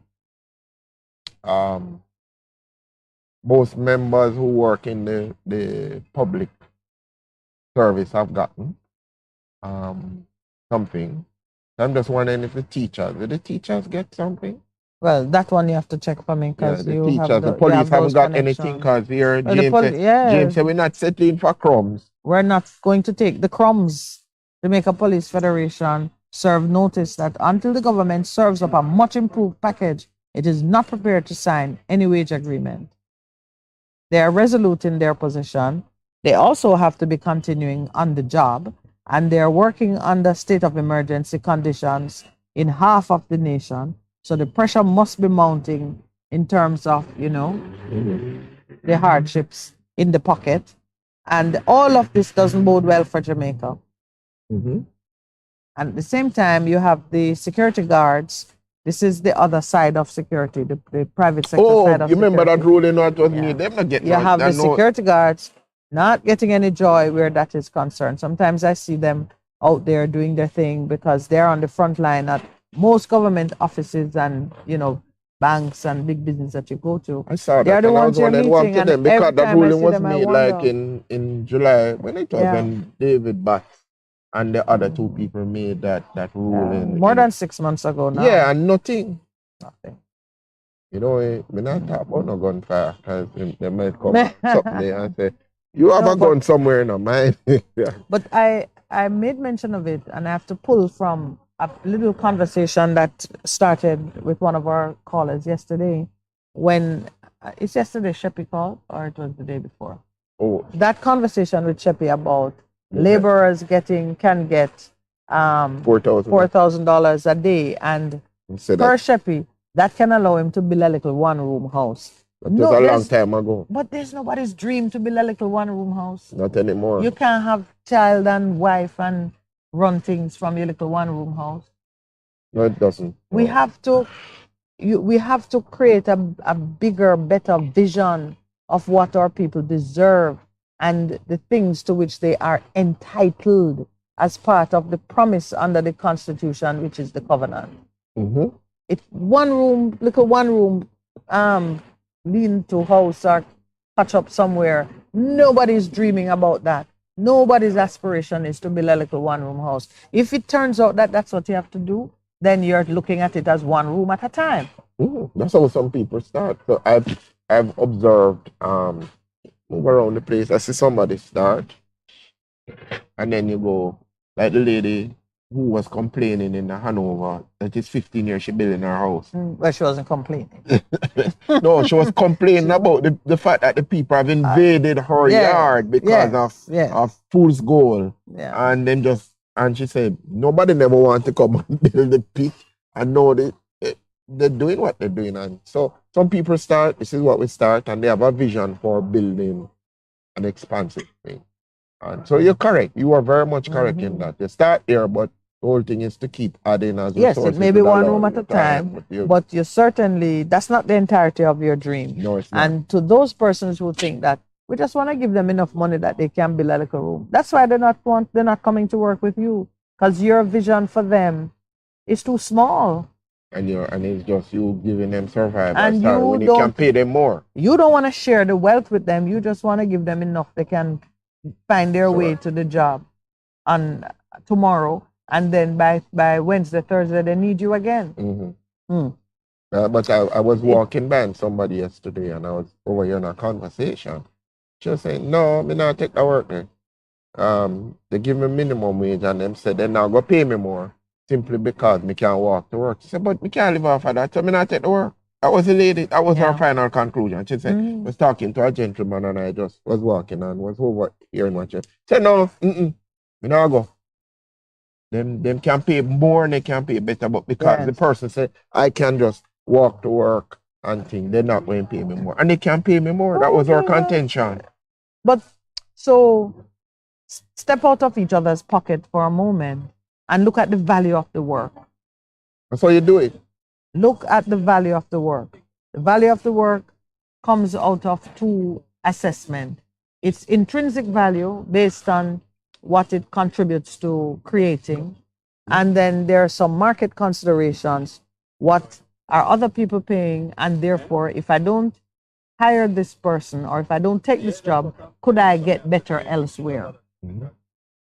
So it's a question of demand and supply, market forces. But then there's an intrinsic value to work that you do. If I make a cup of an intrinsic value is useful. Then I have to consider, I made the cup. A cup like this, what would Percy sell it for? What is it on the market for? Because unless I have some unique selling point associated with my cup that I have designed, people are going to look at it and say, but we can get the same thing over there, so for less. And we've come up onto the break. So we are giving you more this morning. It's time for our 8:30 break.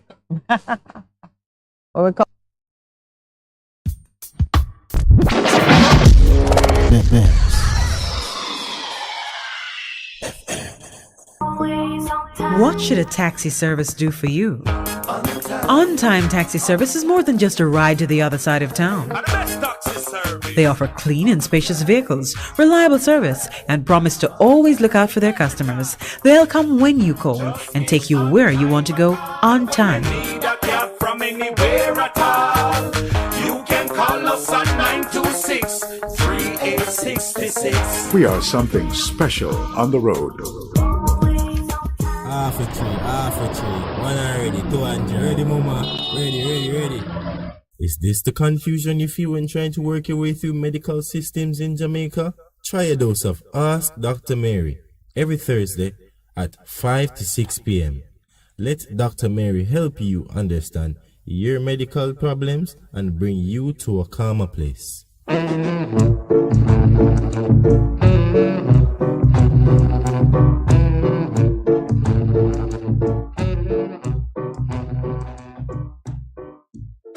Hey, what's up? It's your girl, Lady Lee, the Queen of the South, and I'm inviting you all to trailblaze with me on the Bess of the Bess radio station, the Bess100 FM, Mondays through Thursdays, 2 to 5 p.m. You can't afford to miss it on your airwaves. Yes! Trailblaze with Lady Lee right here, Mondays to Thursdays, 2 to 5 p.m. on the Best of the Best, Bess100 FM. Mwah. Vejan Printers for all your printing needs. We specialize in calendars, flyers, brochures, and more. Call us today at 968-7506. That's 968-7506. Or visit us at 4 East Bloomsbury Road, off Haggard Park Road. Vejan Printers, your best choice in printing.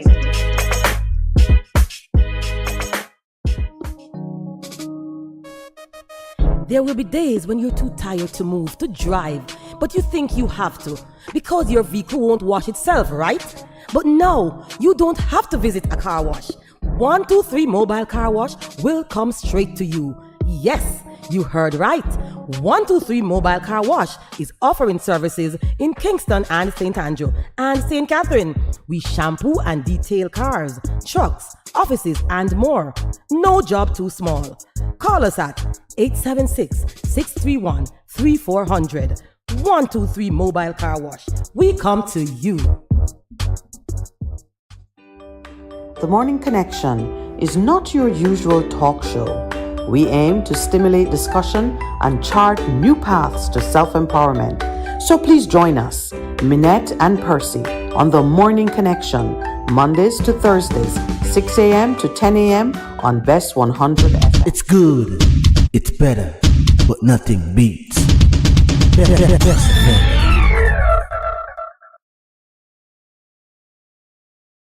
You. The Morning Connection is not your usual.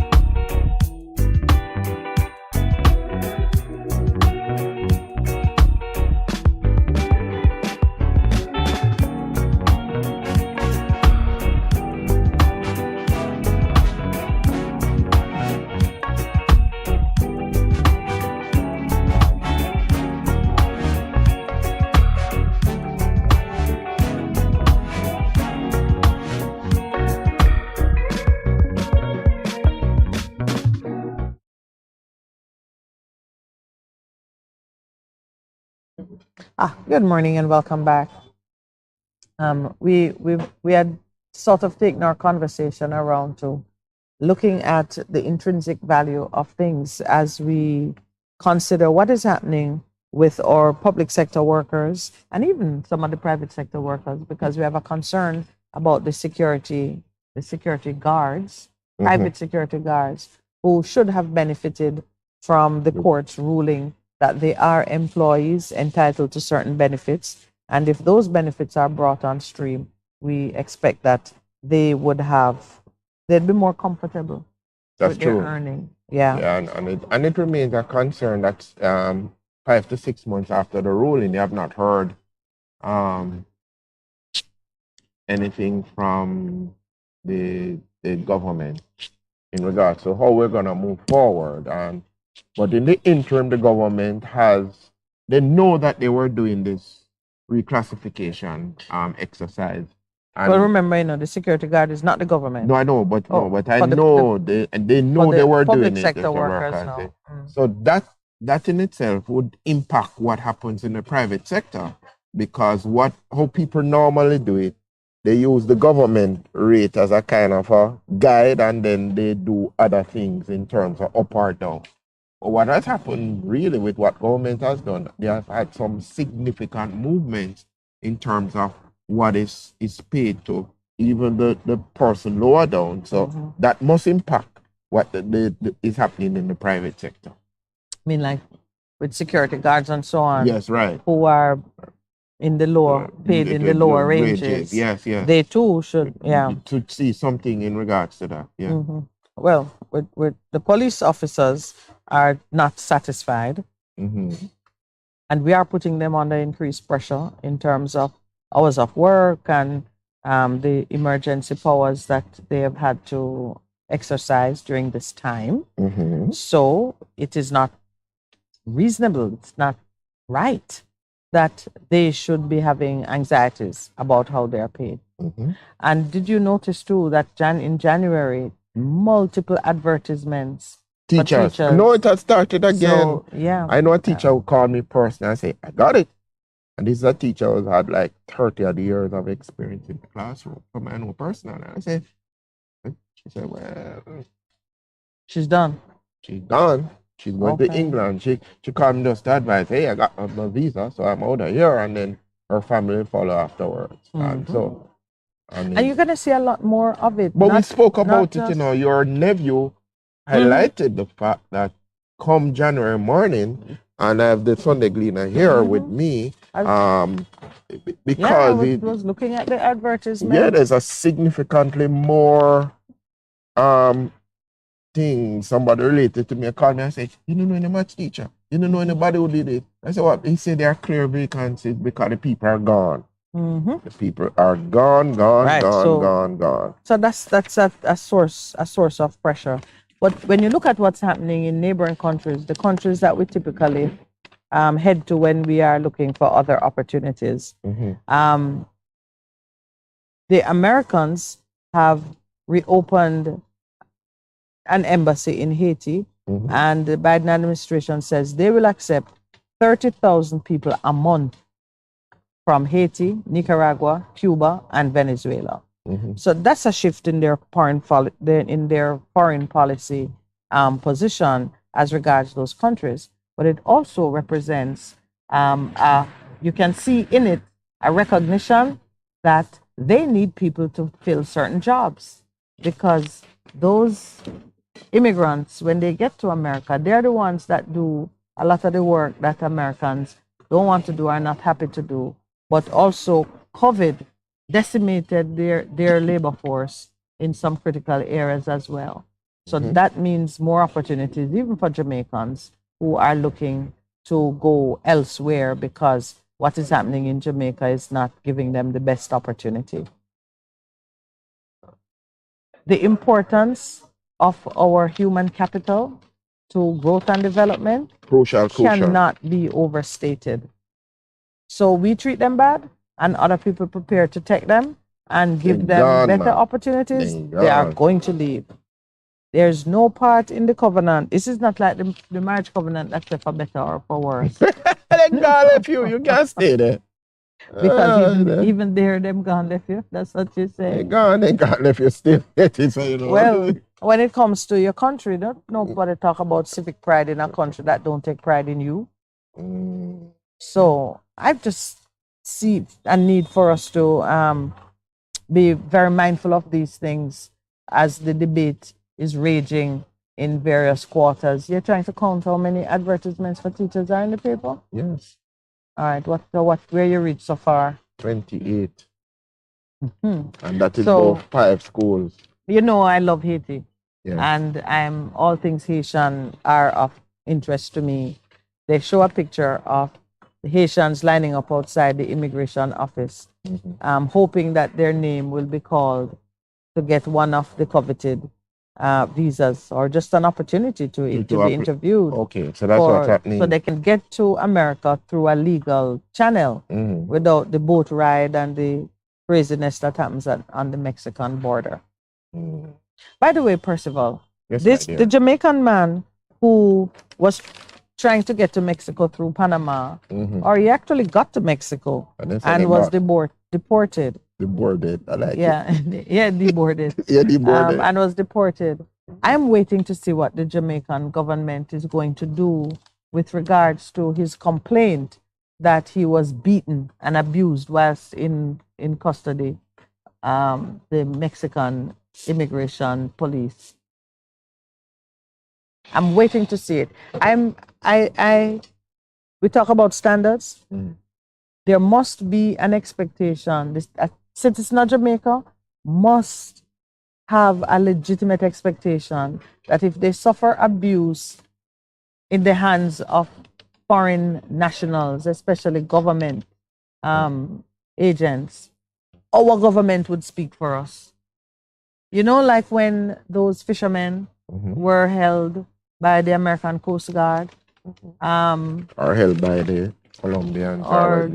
Yes. Yeah, remember that one? And then that has to be a basic right that we enjoy, that when certain things happen, we can go home and complain. You see that, remember that lawyer who complained that she went back to London, to England, and complained to her representative, and they're looking into it? Yeah. So it should be that if a Jamaican come back to Jamaica and go to, Nana Kamina, she was crowned Nana when she was in Africa for the caper, the Commonwealth caper. She's Nana Kamina. Yeah. If they go and complain to the Foreign Affairs Ministry that while I was in that country, these things happened to me, which are in breach of international standards for the treatment of persons in custody, as under the United Nations Treaty and other important conventions. We should do something about it. I think we are duty-bound to do something about it. What I saw in the paper was a report that the consular officer in Mexico described the man as someone like posing as a tourist. That's a Jamaican? Our people in Jamaica, in Mexico, said what they know about it is that a citizen of Jamaica came through like he was posing as a tourist or holding himself out to be a tourist. What are you if you're in another country? Must be a visitor. A visitor, tourist. That's what you are. Yes. So there's no other. There's no other category unless you know you're coming to work. But if you're traveling from, I go to Haiti, I go to DR, I'm a tourist, I'm a visitor to your country. Well, she basically disparaged the man's account and obviously took sides with whatever reservation the Mexicans had, to say that he was obviously heading for the border to jump over.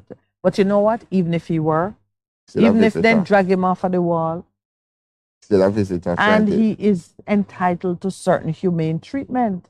And even if him lose him temper, because he said he punched out a window or stamped on something and broke glass, and he was holding the glass in his hand and demanding his passport.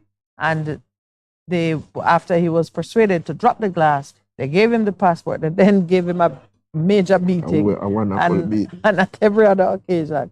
You come home and you complain of that. Even if you are a prisoner, condemned, convicted, and you are treated like that, there are rights to be defended. And I raise it really because when you talk about the value of your people, these are the little factors that go into the valuation. When we complain of trauma, are we treated with compassion? Does anybody hear us? Or we are treated with suspicion and disparaged and abused?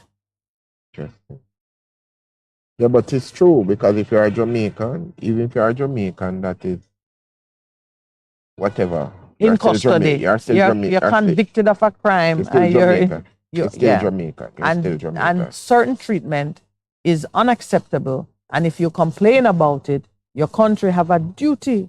Now, if my country can't carry out that duty, what is there to be proud of? Where is the civic pride going to come from that would allow Jamaicans to band together to build?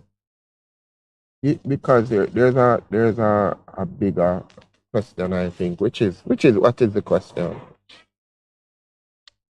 persons often hear me speak about it, and I guess for me, based on my vocation presently, I see each human being as created in the image and likeness of God. So there's an inherent dignity in terms of who they are and whatever it is. You have to treat them right. Even, as a pastor, you're all different people you have to interact with. And some people, I just tell the people, them come to build the grace in your life. And it's not a joke in a bit in terms of what they do. Grace builders. They come as grace builder, but my father said you must still treat them right. And so treating them right is a very important thing. You treat people right. Yeah. You treat people right. And some people really, them take the cake in them and they stretch you. Well, when we were talking about the CPFSA and what standard were they being held to, here's a standard from the Sermon on the Mount.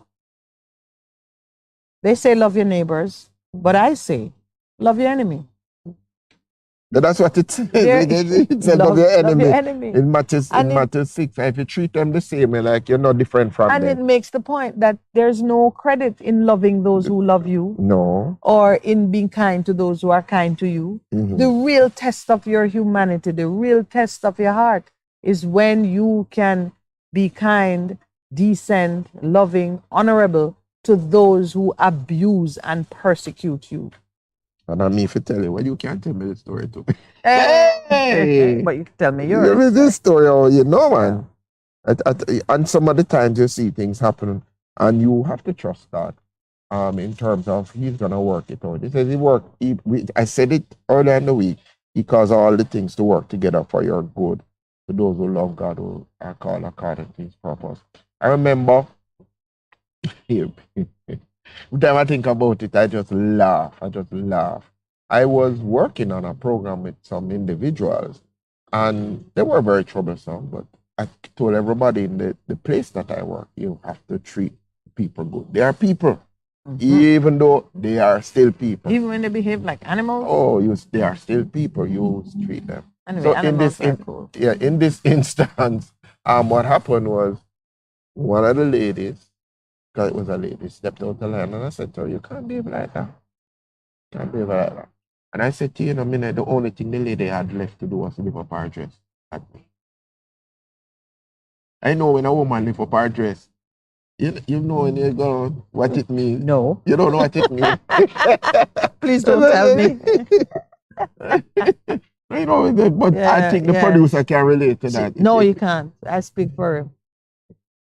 The producer has been exposed to a lot of things. Not been exposed to that. No. But give us some more details of this lady who didn't lift up her dress. She cursed me out so bad. And this is with the other students that are there. Looking on. I said, what is up, Mama? And I said, okay, I'm no. And I had to call in the persons who I was administering the program for. But, Minett, I keep saying it, So why did you stand and listen to this lady? Were you rooted to the ground? Was she in your office? No, why does anyone stand and listen to abuse? Should have to run me down for cussing. Infinity. But we were trying to have a discussion about something that, after a time I said... That's not a discussion. Well, I was trying to have dialogue. Yeah. Dialogue with her, but her voice was going to say, we're just having a problem. And you're married for 30 years. And the only thing, yeah. I think one of the things that God has given me is long suffering.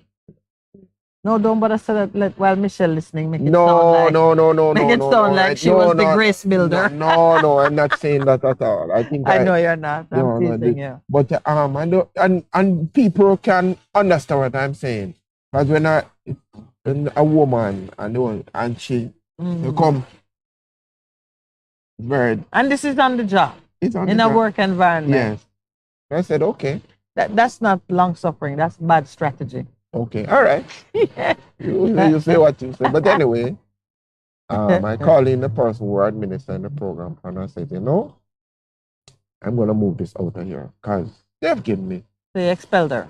No, I didn't expel her. I was going to say to them ultimatum. She toned down her thing, but everybody is going to suffer as a result.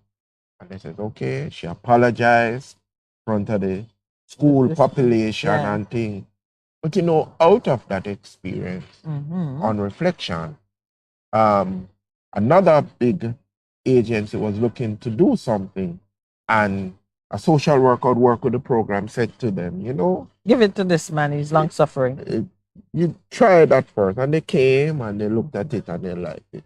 So some good came out of that. Some of the times you're in situation, the principal, you don't see where it's going, but you are called to respond a certain way, to respond right, I tell people. So what is the good that came out of it? I got a $6 million investment in the school. 6 billion? 6 million. 6 million. Yeah. Okay. In terms of. And it was something that you were looking for. Yeah. It wasn't just additional work. That's something we were trying to do, some cutting edge innovation. Okay. And it came and it was a blessing to others. It was a blessing too. Because your department, your handling of that situation recommended you as a good fit for another project with young people. Yeah. All right. Okay. Yeah, that's a blessing. Yeah, man. But there are different strategies for dealing with unreasonable people, and you just have to pick one. Which one works? Which one works? Yeah, you can let them run until they run out of steam when they see that you're not giving them additional fuel. So they understood and she was going on. Yeah. All right. Mm-hmm. Western Union has resumed limited services in Cuba. Now, you know, that has not happened because Western Union reconsidered its position. That has happened because the government of the United States, the Biden administration, is loosening some of the restrictions that were imposed by Mr. Trump in 2020. It's only been 2 years, though, since Mr. Trump interrupted those arrangements. But it made me consider, having gone to Cuba, you've gone to Cuba. So you know that the Cuban government is not running down America. I mean, they recognize they desire to do business that is convenient and prosperous for the country, but not at the expense of their political ideals.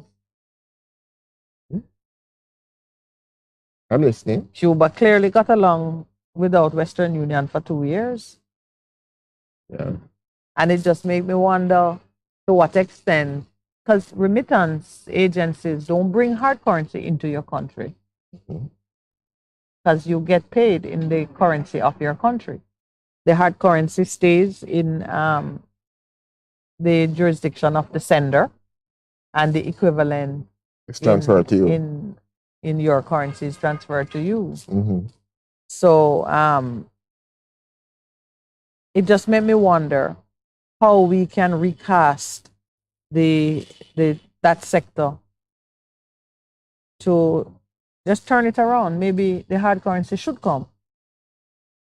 We count it as a receipt on your balance sheet in terms of US dollars coming in. That's the thing of remittance. It's accrued to the government. Yeah, but you the person receiving it, no, you get it in local your currency. Right. So I'm saying maybe you should get it in the currency of the sender. We have seen that happening every work.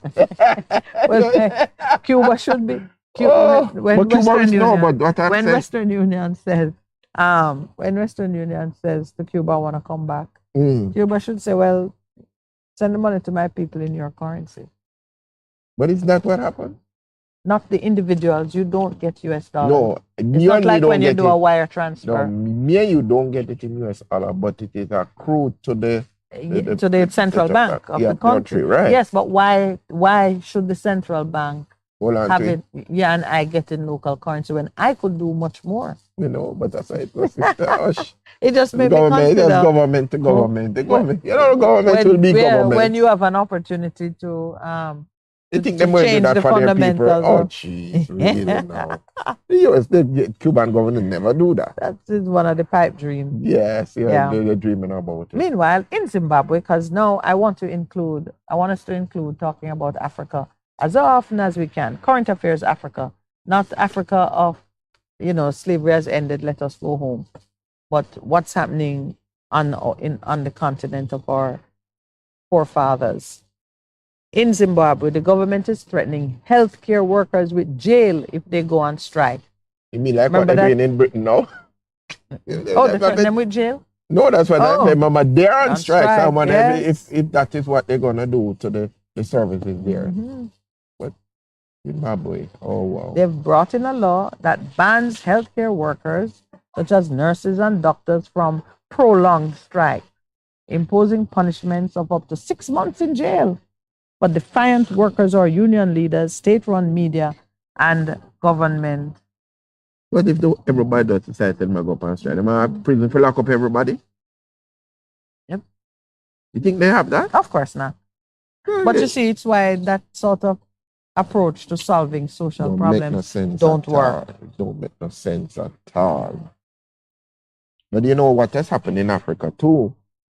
It's between the Democratic Republic of Congo and Rwanda,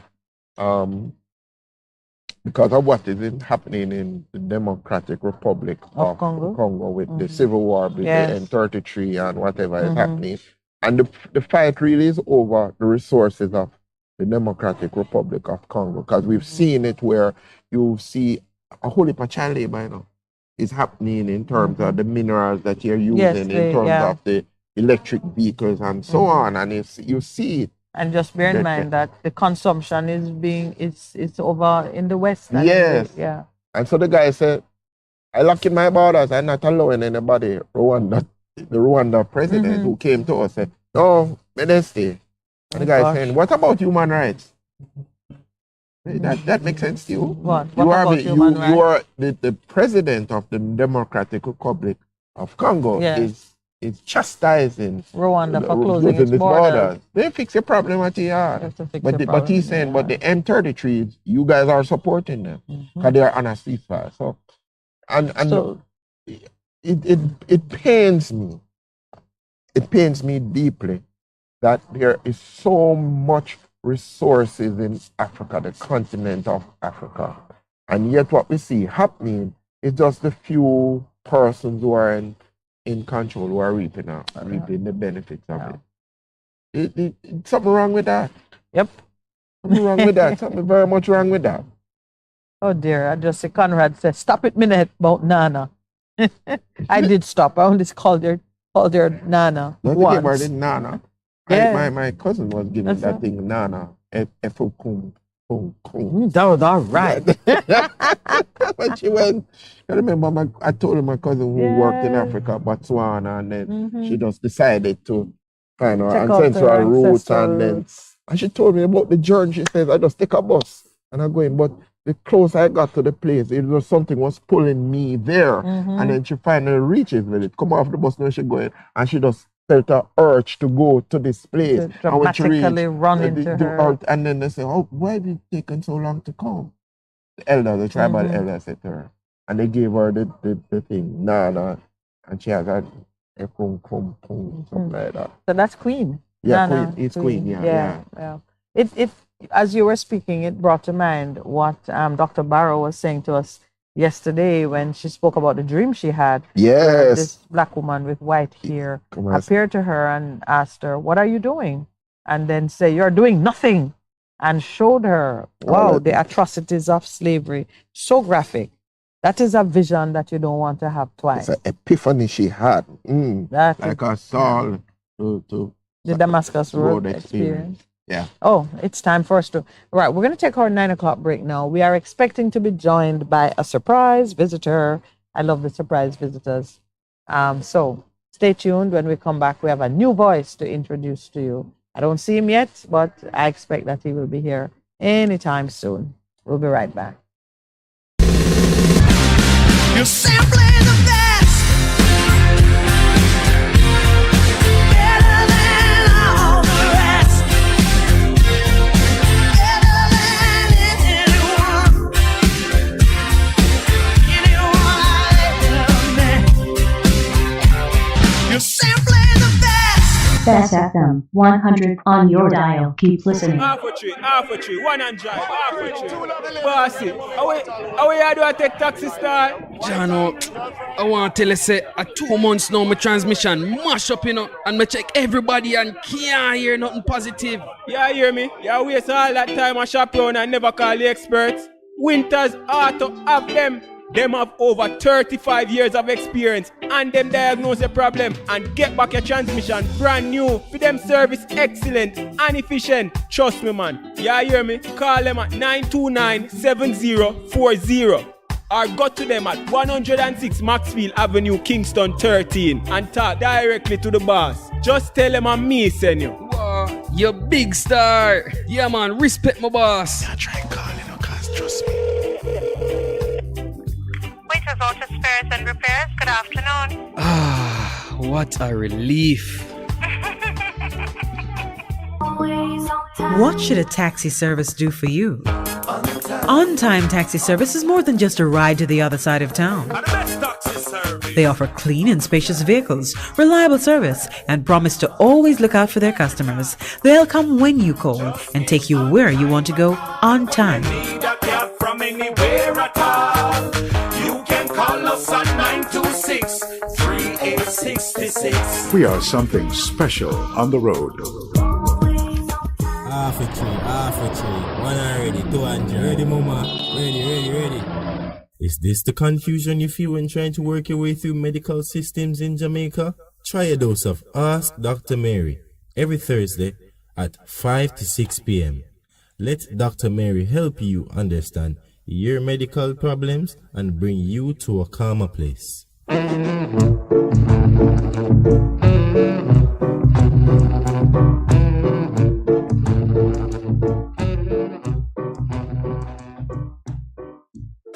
Hey, what's up? It's your girl, Lady Lee, the Queen of the South, and I'm inviting you all to trailblaze with me on the best of the best radio station, the Bess100 FM, Mondays through Thursdays, 2 to 5 p.m. You can't afford to miss it on your airwaves. Yes, trailblaze with Lady Lee right here, Mondays to Thursdays, 2 to 5 p.m. on the best of the best, Bess100 FM. Mwah. Vejan Printers for all your printing needs. We specialize in calendars, flyers, brochures, and more. Call us today at 968-7506.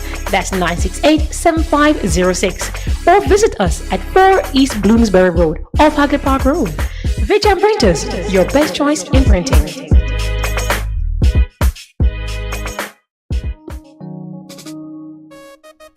There will be days when you're too tired to move, to drive, but you think you have to because your vehicle won't wash itself, right? But no, you don't have to visit a car wash. 123 Mobile Car Wash will come straight to you. Yes, you heard right. 123 Mobile Car Wash is offering services in Kingston and St. Andrew and St. Catherine. We shampoo and detail cars, trucks, offices, and more. No job too small. Call us at 876-631-3400. 123 Mobile Car Wash. We come to you.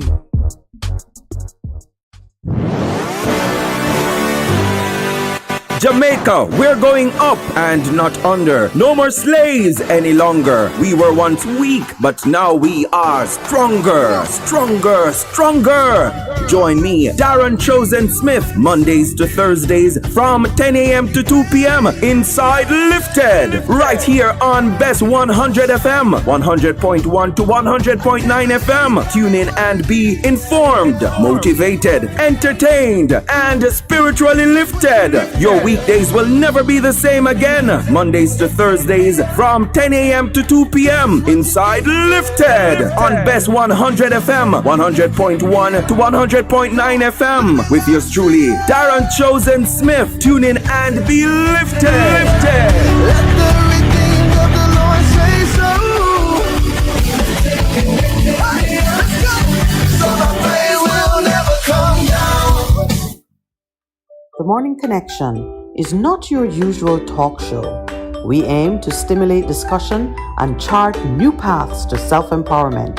So please join us, Minett and Percy, on The Morning Connection, Mondays to Thursdays, 6 a.m. to 10 a.m. on Bess100 FM. Bess100 FM is the authentic voice of Jamaica, promoting your prosperity with better vibes and better music. Let us promote your goods and services for you. Advertise with us. For more information, call our office at 876-276-8935. That's 276-8935. It's good, it's better, but nothing beats.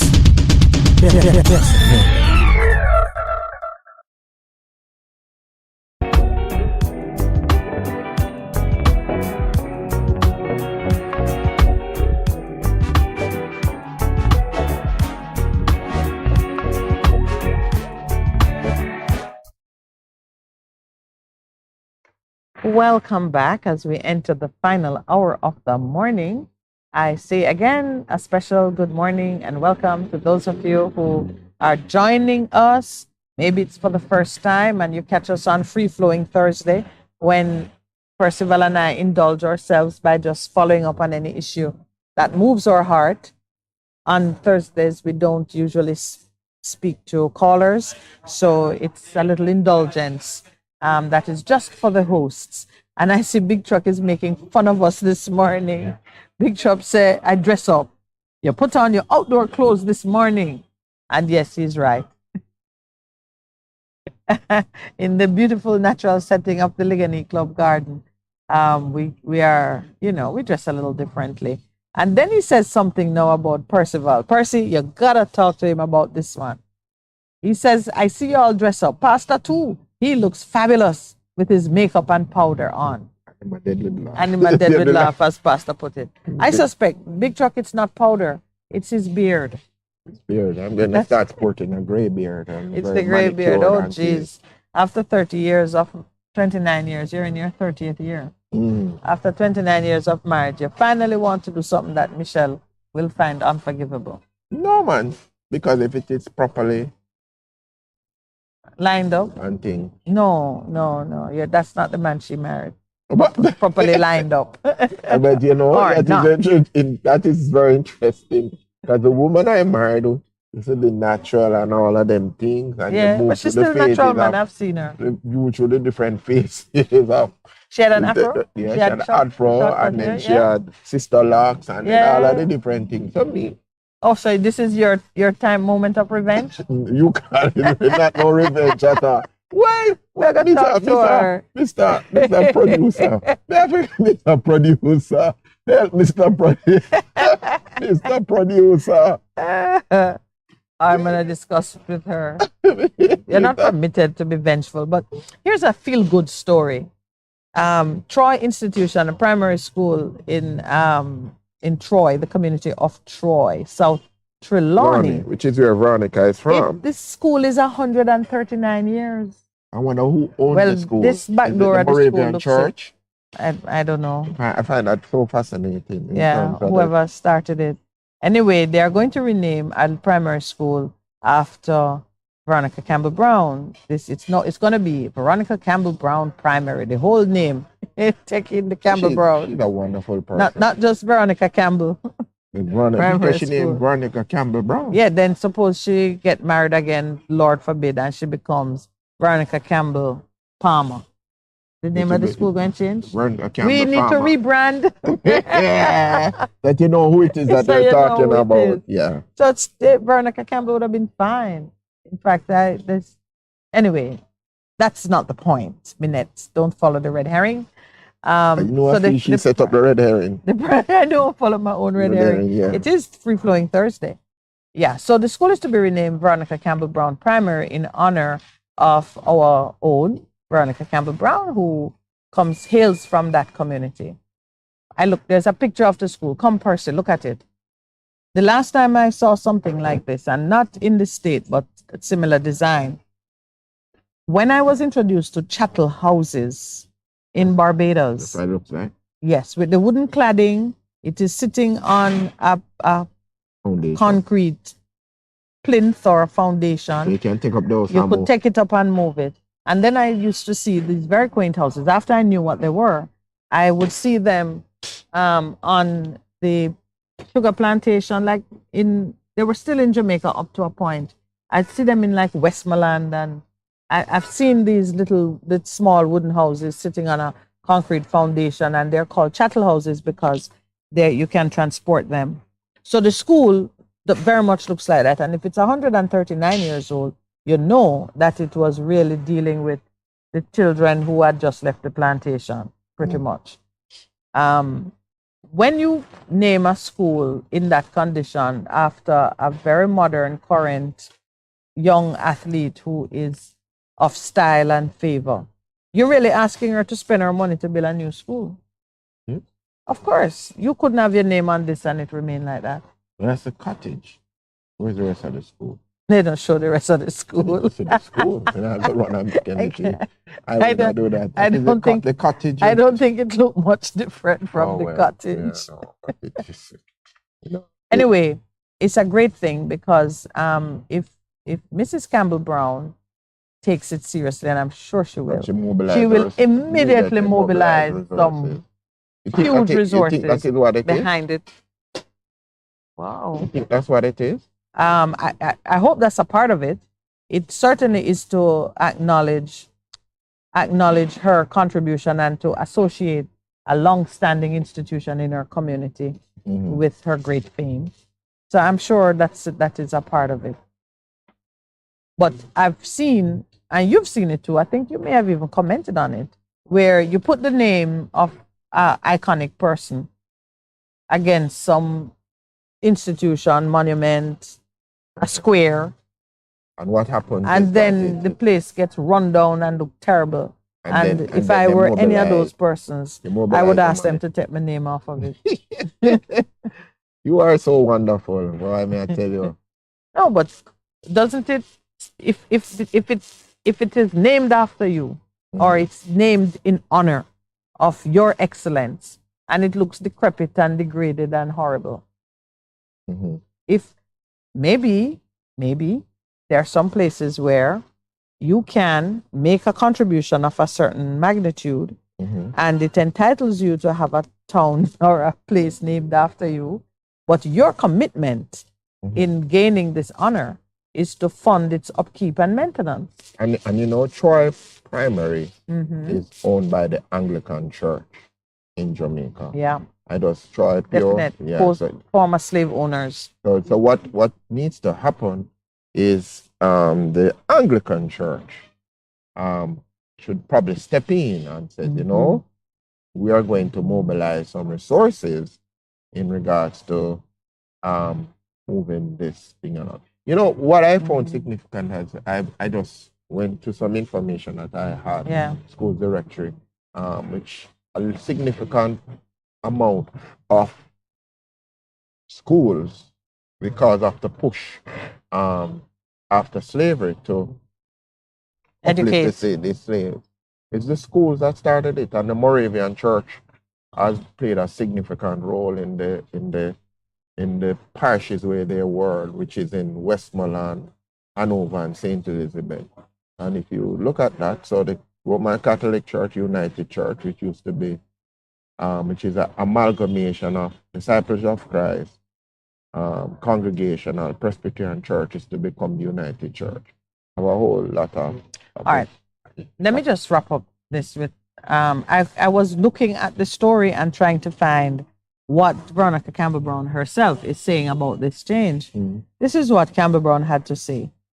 Campbell Brown, who was born in Clarkstown but attended Troy Primary, said through her agent that she is aware of plans to rename the school, but has not been given any other information.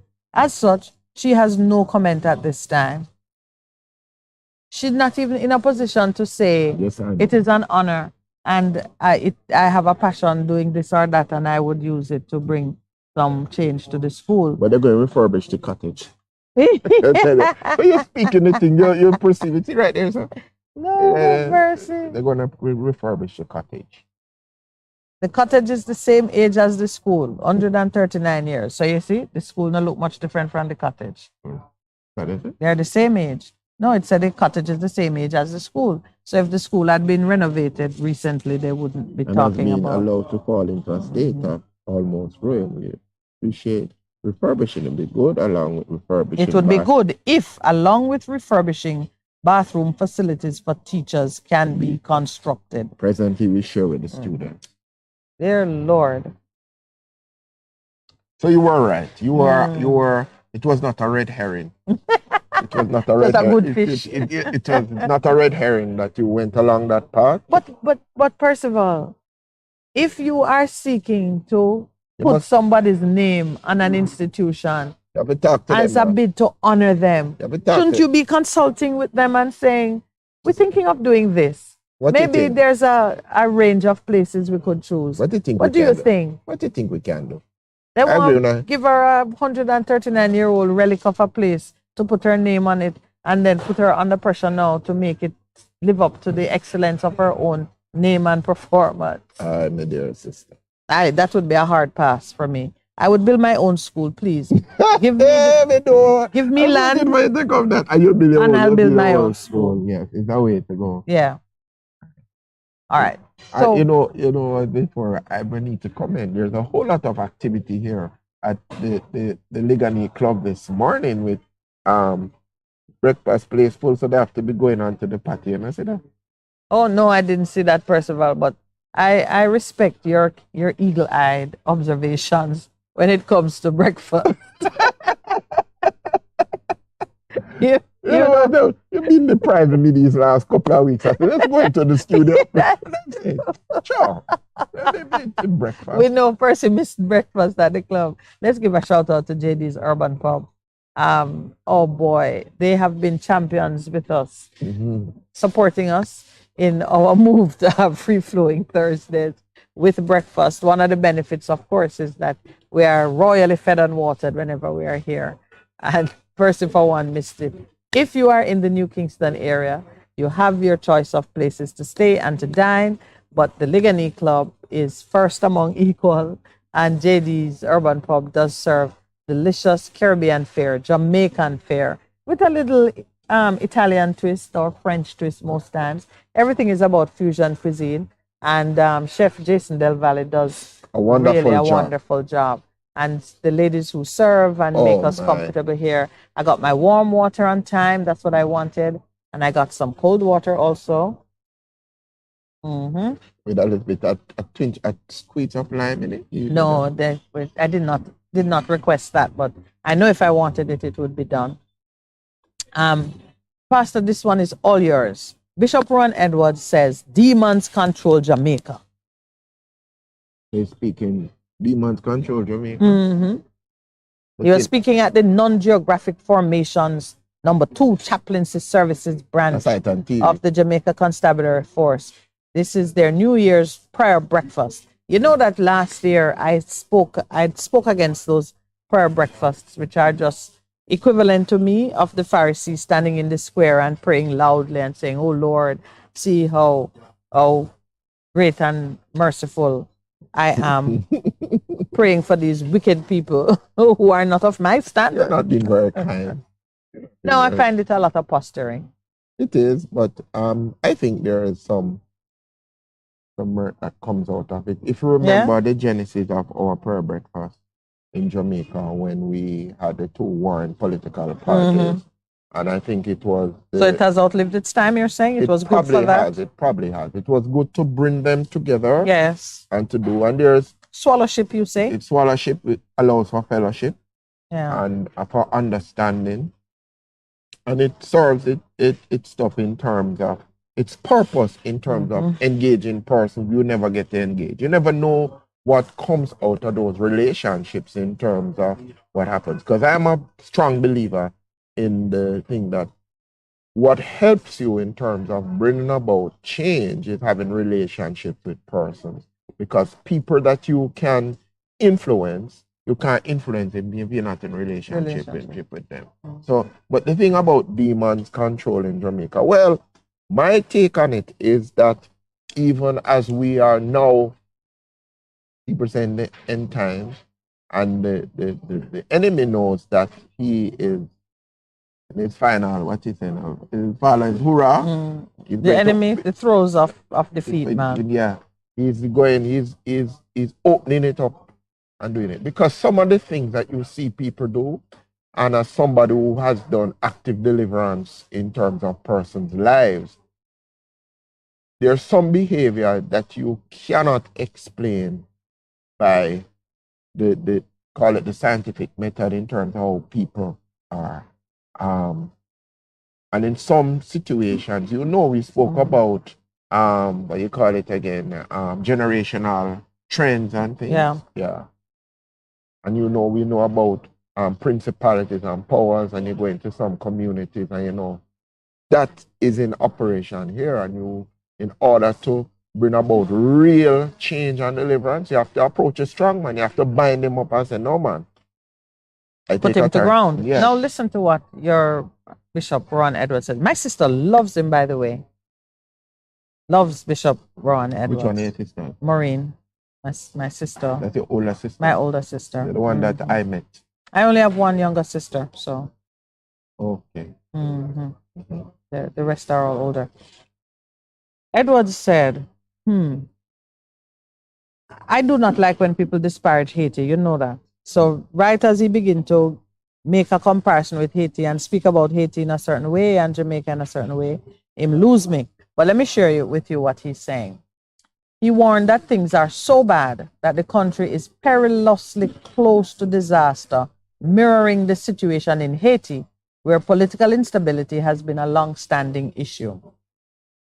He then says that Haiti, with its 13 million people, have between 100 and 150 gangs, while Jamaica has a population of about 3 million with 400 gangs. Right away, you must know that is foolishness. Those gangs are in the imagination of the police. You see right here, me and you and Lowell? We're a gang. We're a gang.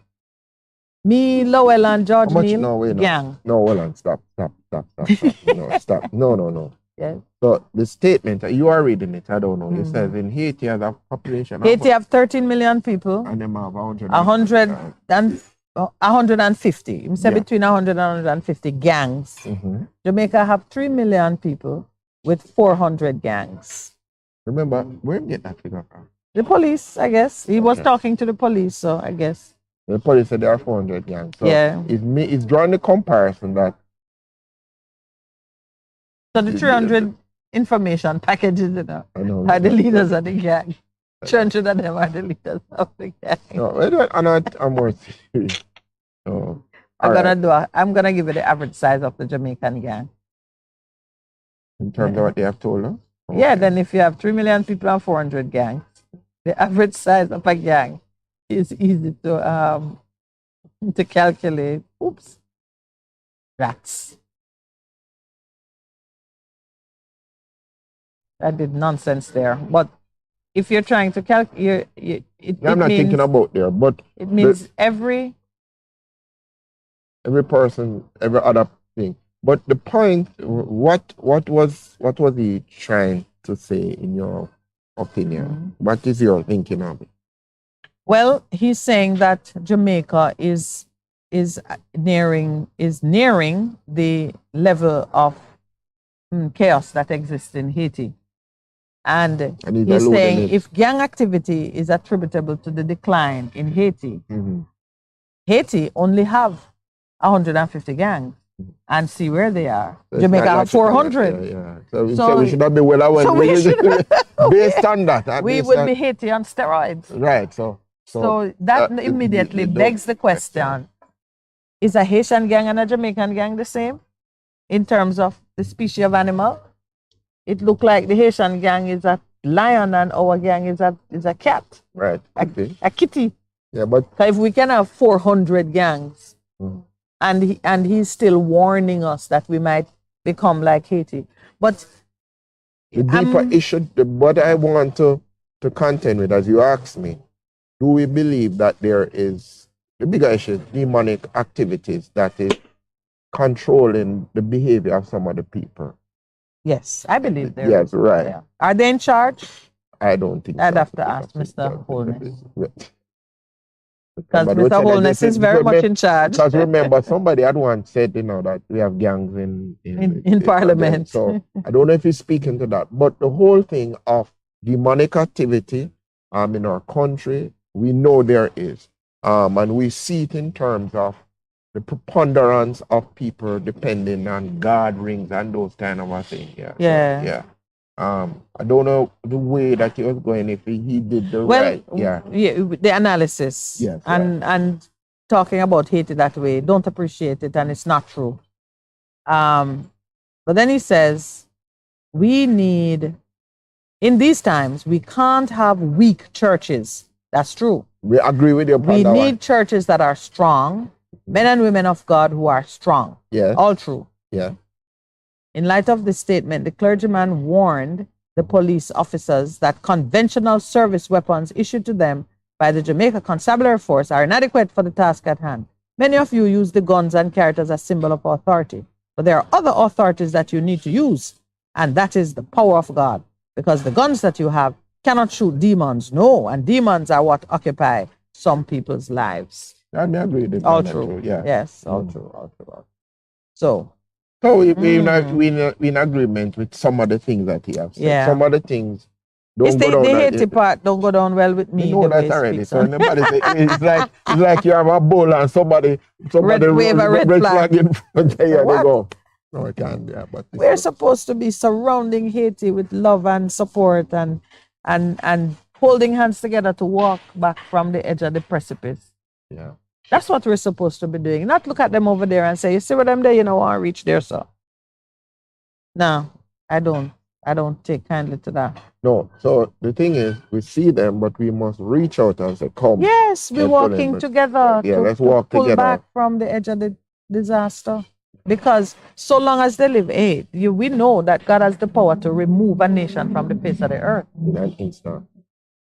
It's like that. Yes. I mean, we talk about, I was going to say Mauritius. It's not Mauritius.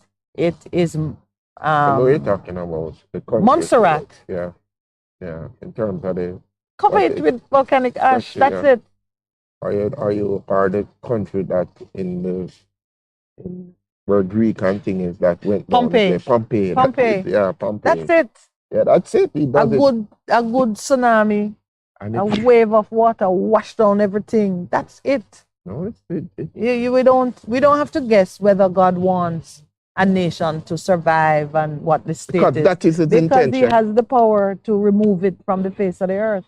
And his intention is that nations which came out of his heart survive and thrive and do well.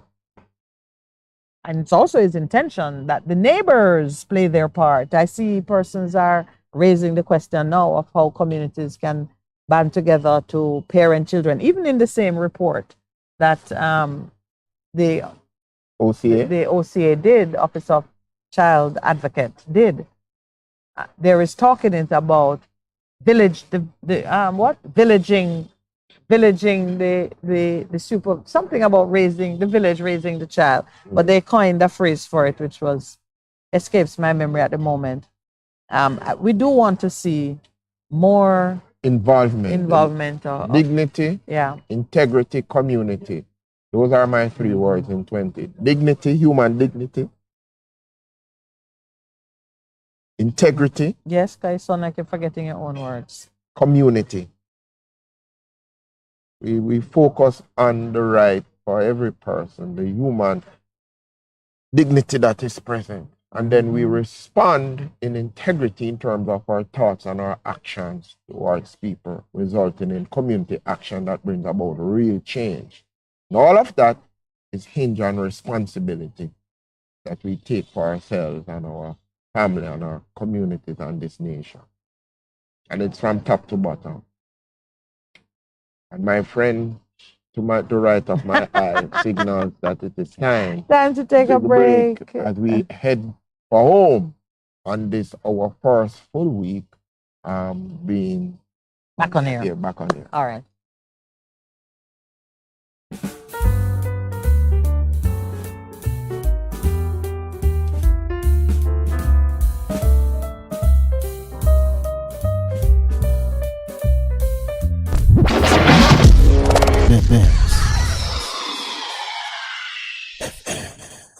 This is Maritone. Join the world-famous Maritone family on Bess100 FM this and every Sunday from 1 to 4 p.m. for a Sunday brunch to tantalize your musical taste buds. This is Maritone. Yes, you heard right. Accept the invitation. Maritone Sunday Brunch. An extremely satisfying old-school musical experience from Jamaica to the world. This and every Sunday from 1 to 4 p.m. exclusively on Bess100 FM. Truly the better vibe.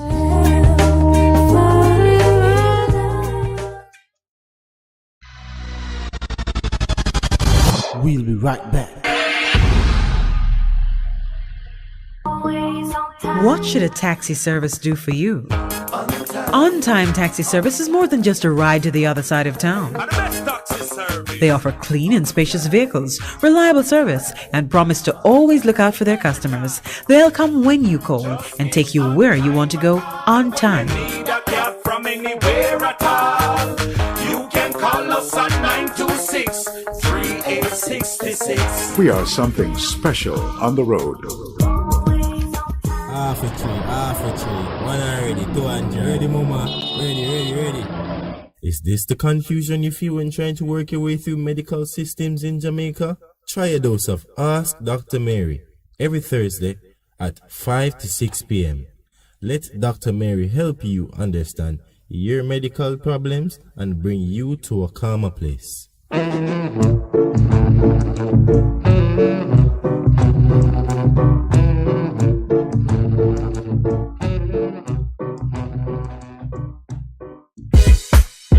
Veg Printers for all your printing needs. We specialize in calendars, flyers, brochures, and more. Call us today at 968-7506. That's 968-7506. Or visit us at 4 East Bloomsbury Road, off Hagley Park Road. Veg Printers, your best choice in printing.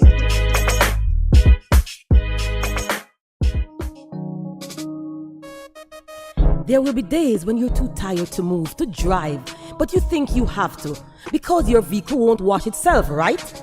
But no, you don't have to visit a car wash.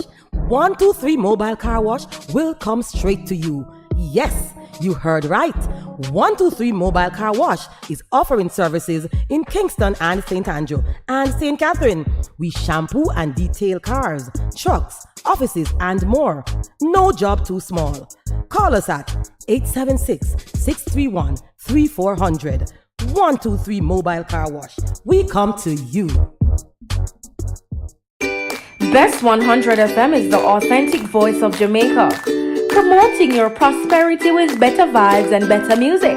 Let us promote your goods and services for you. Advertise with us.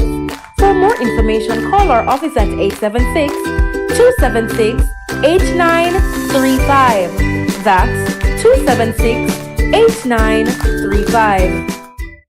The Morning Connection is not your usual talk show. We aim to stimulate discussion and chart new paths to self-empowerment. So please join us, Minett and Percy, on The Morning Connection, Mondays to Thursdays, 6 a.m. to 10 a.m. on Bess100 FM. It's good, it's better, but nothing beats. Best FM.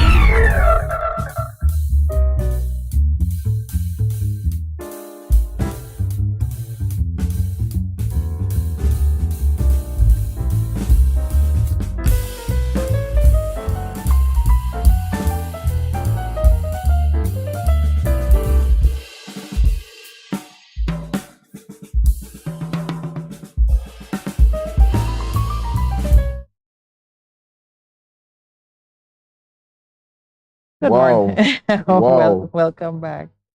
I tell people all the time, I think one of the features we're going to have to introduce on the Morning Connection is Micos when we are off here. But then some of the comments that we get in trouble with broadcast commission, so we can't do that. It's a wonderful idea to do. So it's your idea, and it's also your comments that would get us in trouble. Let it be known.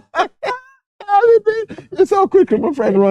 Let it be known that I am not saying anything. She run down left me, Some of the time you have to say, add that in the break. You have to say, Mr. Producer, please. Oh dear. Everything I say can be published. My Lord have mercy. Yeah, but as I was saying, this is our first full week back on the morning connection, and I have to be commenting to say that the last couple of weeks before Christmas into the New Year, we came back. We're not at the Legany Club, and I missed JD's urban pub breakfast. Wonderful. Try to remember what you missed. Yes, and then the wonderful staff that serve us, people like Catherine and the other ladies who are.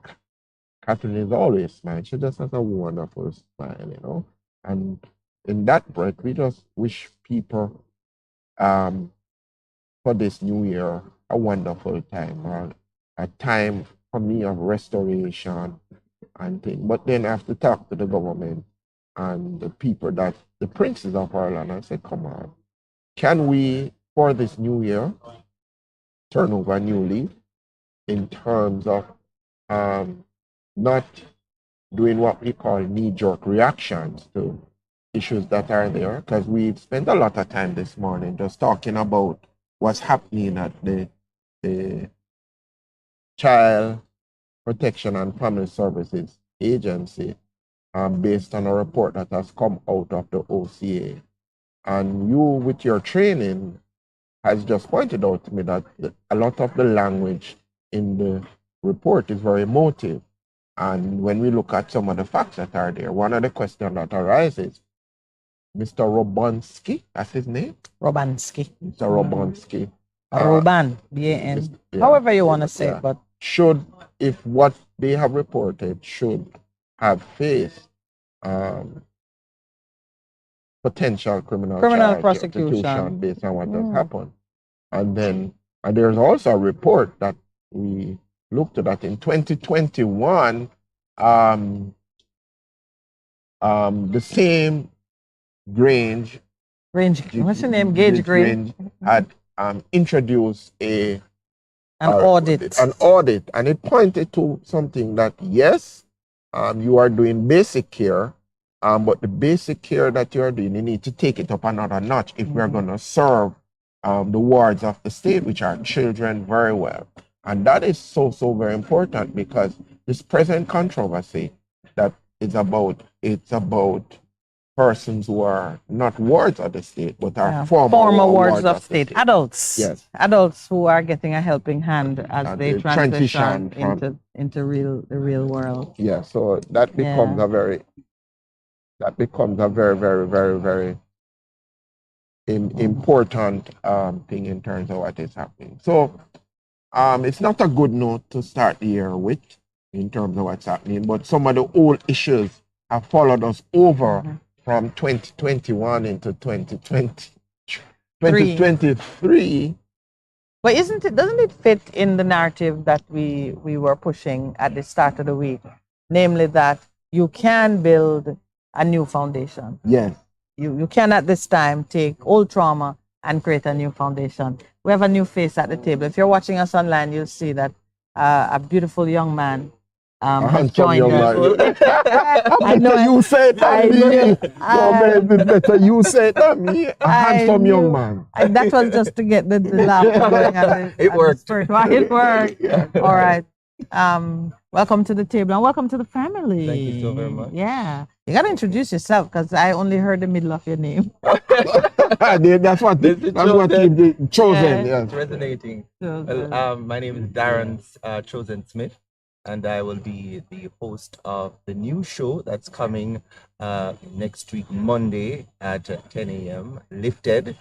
And I'm super excited. We have a lot of excitement to bring to Bess100 FM, as well as spiritual, being lifted spiritually. And I know that's so what we're trying. Whose idea was to call the show Lifted? So a friend of mine sent a song to me one day, and I was listening to the song. I think the title of the song was "Be Lifted." But I was just listening to the song, and then in the middle of the song, I heard "Lifted." So I wrote a book, published an anthology of motivational poems in 18. And these are titled- your poems. Yes. So you're because also a writer. Yes, I started writing for the Gleaner about 2011. And in the So you're arts not and as young as you look, boss. No, he was in school. He was writing. He was writing in the children's You room. were trying with the children, or no? I'm 33, so Okay. yeah, I'm oldish. You're oldish, yeah. He's oldish. I'm oldish now in Younger than your the marriage. Yeah, it's almost there, you know. So I've been married for 29 years. So Nice, yeah. almost. So I started writing, and that's how I gather basically those poems, put them together, and publish the book. So the title of the book is Ready to Rise. The show I used to host was Arise JA. And then when I heard the song, I heard Lifted. And when you look at it, Ready to Rise, Arise. And now you're lifted. You're soaring in the clouds beside Pastor Percival. Yeah, I was just about to say that he said that he's lifted. So who gave you the middle name Chosen, or who chose you? Your mother chose you? After you chosen before you were born, or what? Which one of them? I think that's the one. Is it John 15:16 or 16:15? One of them. I have chosen you, yes, and you not me. Yeah, and you go for it, yeah. Right. So I was reading that Bible verse one day, and it just resonated with me. From that day, I started using that name as a pen name. Okay. Instead of Darren Smith, I use Darren Chosen Smith as my pen name. Oh, okay. So now we understand. So you created the alter ego. Yes. Chosen. Okay. And when people talk about alter ego, you know, it's on a type of way. Well, the alter ego is the writer in him, Yes, the artist in him is chosen. And yeah, it's not gunshots. If you're watching, you'll see that we have balloons. We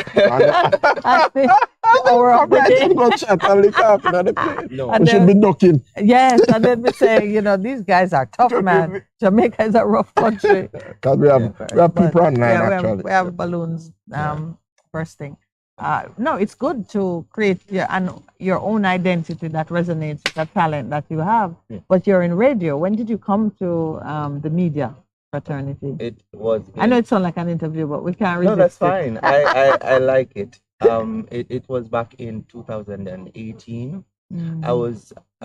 At the time I was in the JDF, and I was just going on Facebook, like JNR, the Jamaica National Reserve. So it was part time. Yeah. Okay. If you're a veteran. Right? A young vet, a junior vet. I was just doing this thing on Facebook, DJ Chosen Smith, and persons playing music and doing that, and persons who were listening to it and watching it, they were like, why don't you apply for something on radio? On radio. Oh, they love the voice and they love the energy. Yes. Well, that's when I applied. I'm gonna hunt down. Do any of your shows are online? I mean, is there anything that I could go snippets of it? All right, I'll hunt you down. And so you're joining us on Monday. What's your first show gonna be like? What will you be doing? Well, I know we have a tough audience, I'm kidding. You guys are lovely. I am excited about the Bess100 FM family. I know the listeners are anticipating what is to come. We have a great show coming. We normally would have, and I say we normally would have as if it had started a long time ago, but I plan to have on Monday a special segment called Brokenness to Victory, where we have persons who have experienced brokenness and overcome and have a victory story to tell. So that's the essence of Brokenness to Victory. So is it for mature audiences only? No, it's a mixture. Brokenness not pretty, brokenness they have to put what is it that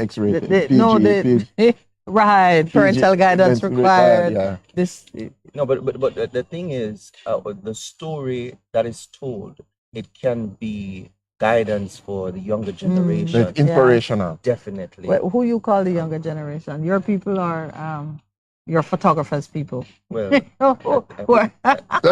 what's your target audience? I think we're looking at 17 up.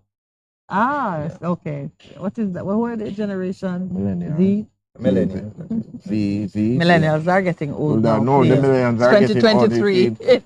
Right. So the trust of your program, as you said, chosen, it's supposed to be inspirational. Lifted. He's chosen. You are chosen. He has chosen to be lifted. You're right. So it's lifted. So the whole idea is to inspire people. Definitely. Right. To lift them up. Okay. Yeah. And it's a message that you want to spread all over Jamaica to say, hey, I've heard the promos for your program and you're talking about Jamaica, there's a new day. Come on, let's go. Yes. Right. So come Monday, we have, for that segment, what we're going to facilitate is a chat with, I think, Carlene Davis is coming in. Okay. Studio. So is it 4 hours? You're going to be on you're filling that slot for 4 hours. Definitely. Okay. So you'll have guests and give persons an opportunity to tell their story of recovery and redemption. Yes. And then music, because you say you're a Definitely. DJ. So I got to tune in to hear the music. Definitely. Is it gospel only or Yes, just? gospel. Yeah. Just gospel. So all type of gospel music will be in that show. Yeah, you have a tough audience, Sometimes when we say the word Bible, we get 6 phone calls to say the Bible is a fake book. Yeah, that's fine. That's fine. Were they that hard on the other station where you were? No, the core audience were already believers. Yes. So you're stepping out of your comfort zone, Definitely. man, into the wild. Yes, well, Baba. You shall rise. I'm ready. You will rise. Yes, you should rise. Till I rise. So, but this is what's your feeling about 2023? What does it promise to be for you? Because you're branching into rougher territory, so to speak. For me, I mean, I'm just looking for a great time this year. I've been through a tough year, 2021. So you have your own story of brokenness. I lost my father 2021. I lost my mom. Natural causes or Jamaican drama? Natural causes. Okay, it is Jamaican drama. You need to tell him what is Jamaican drama. Everybody can figure that one out. Yes. But the Lord give it and the Lord take it away. Right. So you're still praising. Definitely. And so I'm anticipating just great things coming out of this year. Marriage and children, maybe. Well, I'm married with 2 children. Oh, so more children then? Twins, perhaps? She's prophetic, you need to learn that. You need to learn that she's prophetic. Some of the things she's saying. Comment. No comment. Sounds like it's already on the way. No comment. No comment. Their children are very expensive, so. Children are heritage of the Lord. Yeah. Your father have cattle. Your father have cattle on 1,000 hills. The gold and the silver are his. He will provide. We have 2. So. I had 2, I had 2, I had 2 and I figured I was finished. And the Lord says, okay, 1 bird can fly upon 1 wing. You know that? Yeah. So wait, there's 2, and then 3rd, Father, Son, and Holy Spirit. Okay. So you never know what will happen. Yeah. Well, the father said, wait, Percy, but you still have 1 up here. Let me don't know. I'm not laughing. Oh my Lord! Are you enjoying parenting though? Yes, the cost of it aside, isn't it fun? Definitely, it is. It's what, a boy, a girl, 2 boys. Oh, you boy, are doubly blessed. Yes, man. The country owes you a debt of gratitude. So, we're short on good men. And that is why I'm super happy about cultivating them. Yeah. And, kind of ushering them into the presence of God and allowing them to basically apply the principles of God growing up. And definitely they can be great men of our society and not many society. Wow. So that is something that... So like somebody could have mentored, what do you think? Who could mentor? I could mentor him, yeah, man. I think he's fully mentored. No, mentor. No. You see you? He looks fully mentored to me. He might have wife. He might have wife, but as somebody I'm a pastor, on a marriage council and all of those things. One of the things I say to people, marriage is an ongoing experience. And some of the things that people meet upon, they never expect it, and they need mentors to walk them through and just, hey, it's a part of the process. Yeah, I'd love to meet your wife one of these days. Well, welcome to Bess100 FM. The Morning Connection welcomes you. And we absolutely love it that you're bringing positivity and upliftment to our audience. You will find that the Bess FM family, they're loyal, they're committed. You're gonna get some questions. Where is Bongo Jerry? Prepare yourself for that, because whenever the presenter in a slot changes, I know there are all kind of where you left. There are people asking where's Chosen. Yes. So it's normal and it's natural. But once the dust settles and you are adding value to their understanding of things, they embrace you and love you and push you too, because grow. Yeah, we push people to take ownership of what's happening around us and step into it as someone who is not just a hearer of the law but a doer. A solution. And they push you. So you're joining a very wonderful team. Welcome. I'm excited and I appreciate the welcome. Yeah, man. All right, so what we're gonna restate about the program now? 10 to 2? It's 10 to 2, Mondays to Thursdays. Thursdays. Yeah. With the chosen one. Darren Chosen Smith. Chosen Smith. Coming to lift you up. Coming to lift you up. Yeah. I need your help, I need your help, listeners, because when someone is alive and they're up, let me say not alive, but when they're awake, and if you should lift them up, as opposed to when they're sleeping. Dead weight. In other words, you don't want a dead weight. So help me to lift you up. All right, welcome, welcome. Yes. Thanks a lot. All right, well, I think we're at the point where we say our thank yous and sign off. I see my producer having fun with 2 diners over there. We're about to sign off, Mr. Producer. Yes. So we thank you, Darren. Yeah, we welcome Darren, the chosen one, to the Bess FM family, the chosen tribe. Yeah. And we are signing off because, as we always remind you, Thursday is the new Friday, or weekend starts, because we're not on air tomorrow. So thank you all online and on air. They don't love us, but welcome. Yeah, we're still saying welcome. We're saying thank you and goodbye. Welcome, thank you, and don't book it all. Catch up, Percival. Catch up, yeah, man. Thank you.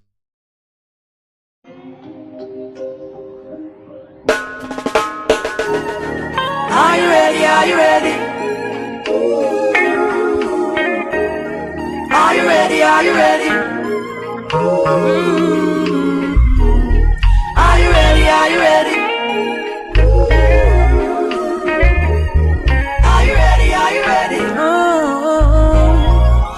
When the roll is called up, I'll be standing taller to face the darkest and the hardest of times.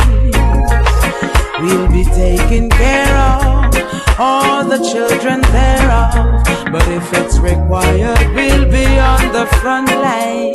You can call me by my name, I am ready to roll.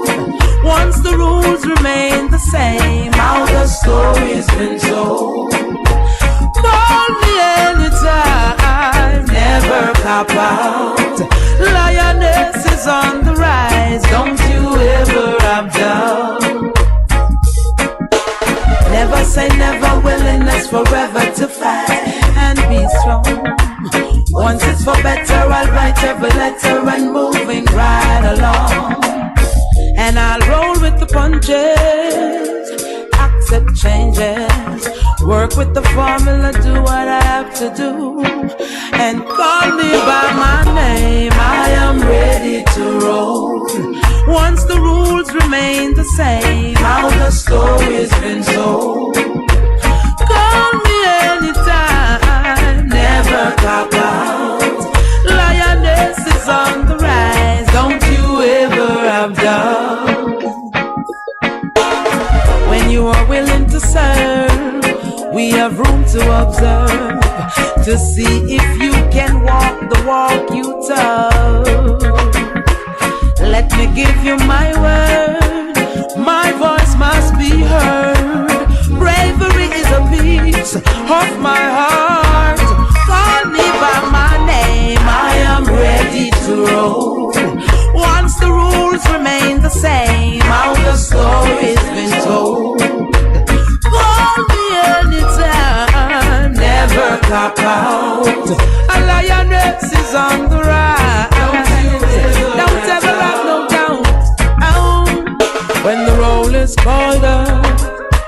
be standing taller to face the darkest and the hardest of time. We'll be taking care of all the children thereof. But if it's required, we'll be on the front line. You can call me by my name. I am ready to roll. Once the rules remain the same, how the story's been told. Oh, me. Never, anytime. Lioness is on the run. Oh, yeah. Call me by my name. I am ready to roll. Once the rules remain the same, how the story's been told. Call me anytime, never cop out. A lioness is on the run. Ready to roll. Call me by my name. I am ready to roll. Once the rules remain the same, how the story's been told. Call me anytime. Never cop out. I'm ready when you're ready. Yeah. Don't you ever drop down.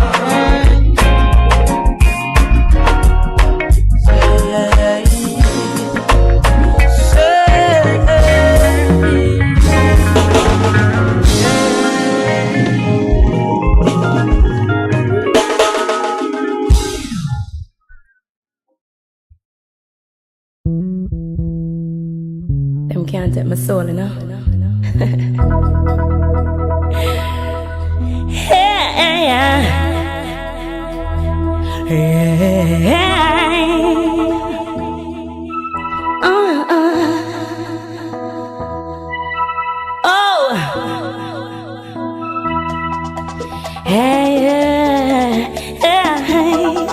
So you beat them, so you mistreat them, so you lock them down, and you think that you've won, but them a whole a meditation. Out in a iration.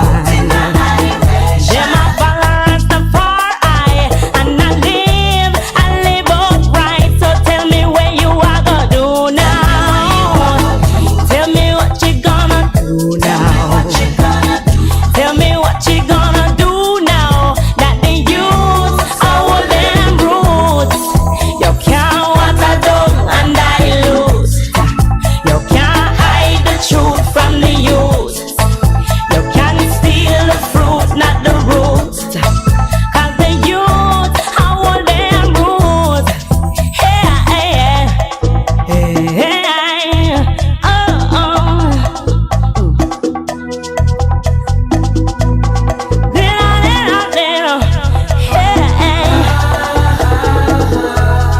give them cartoons to turn them fools.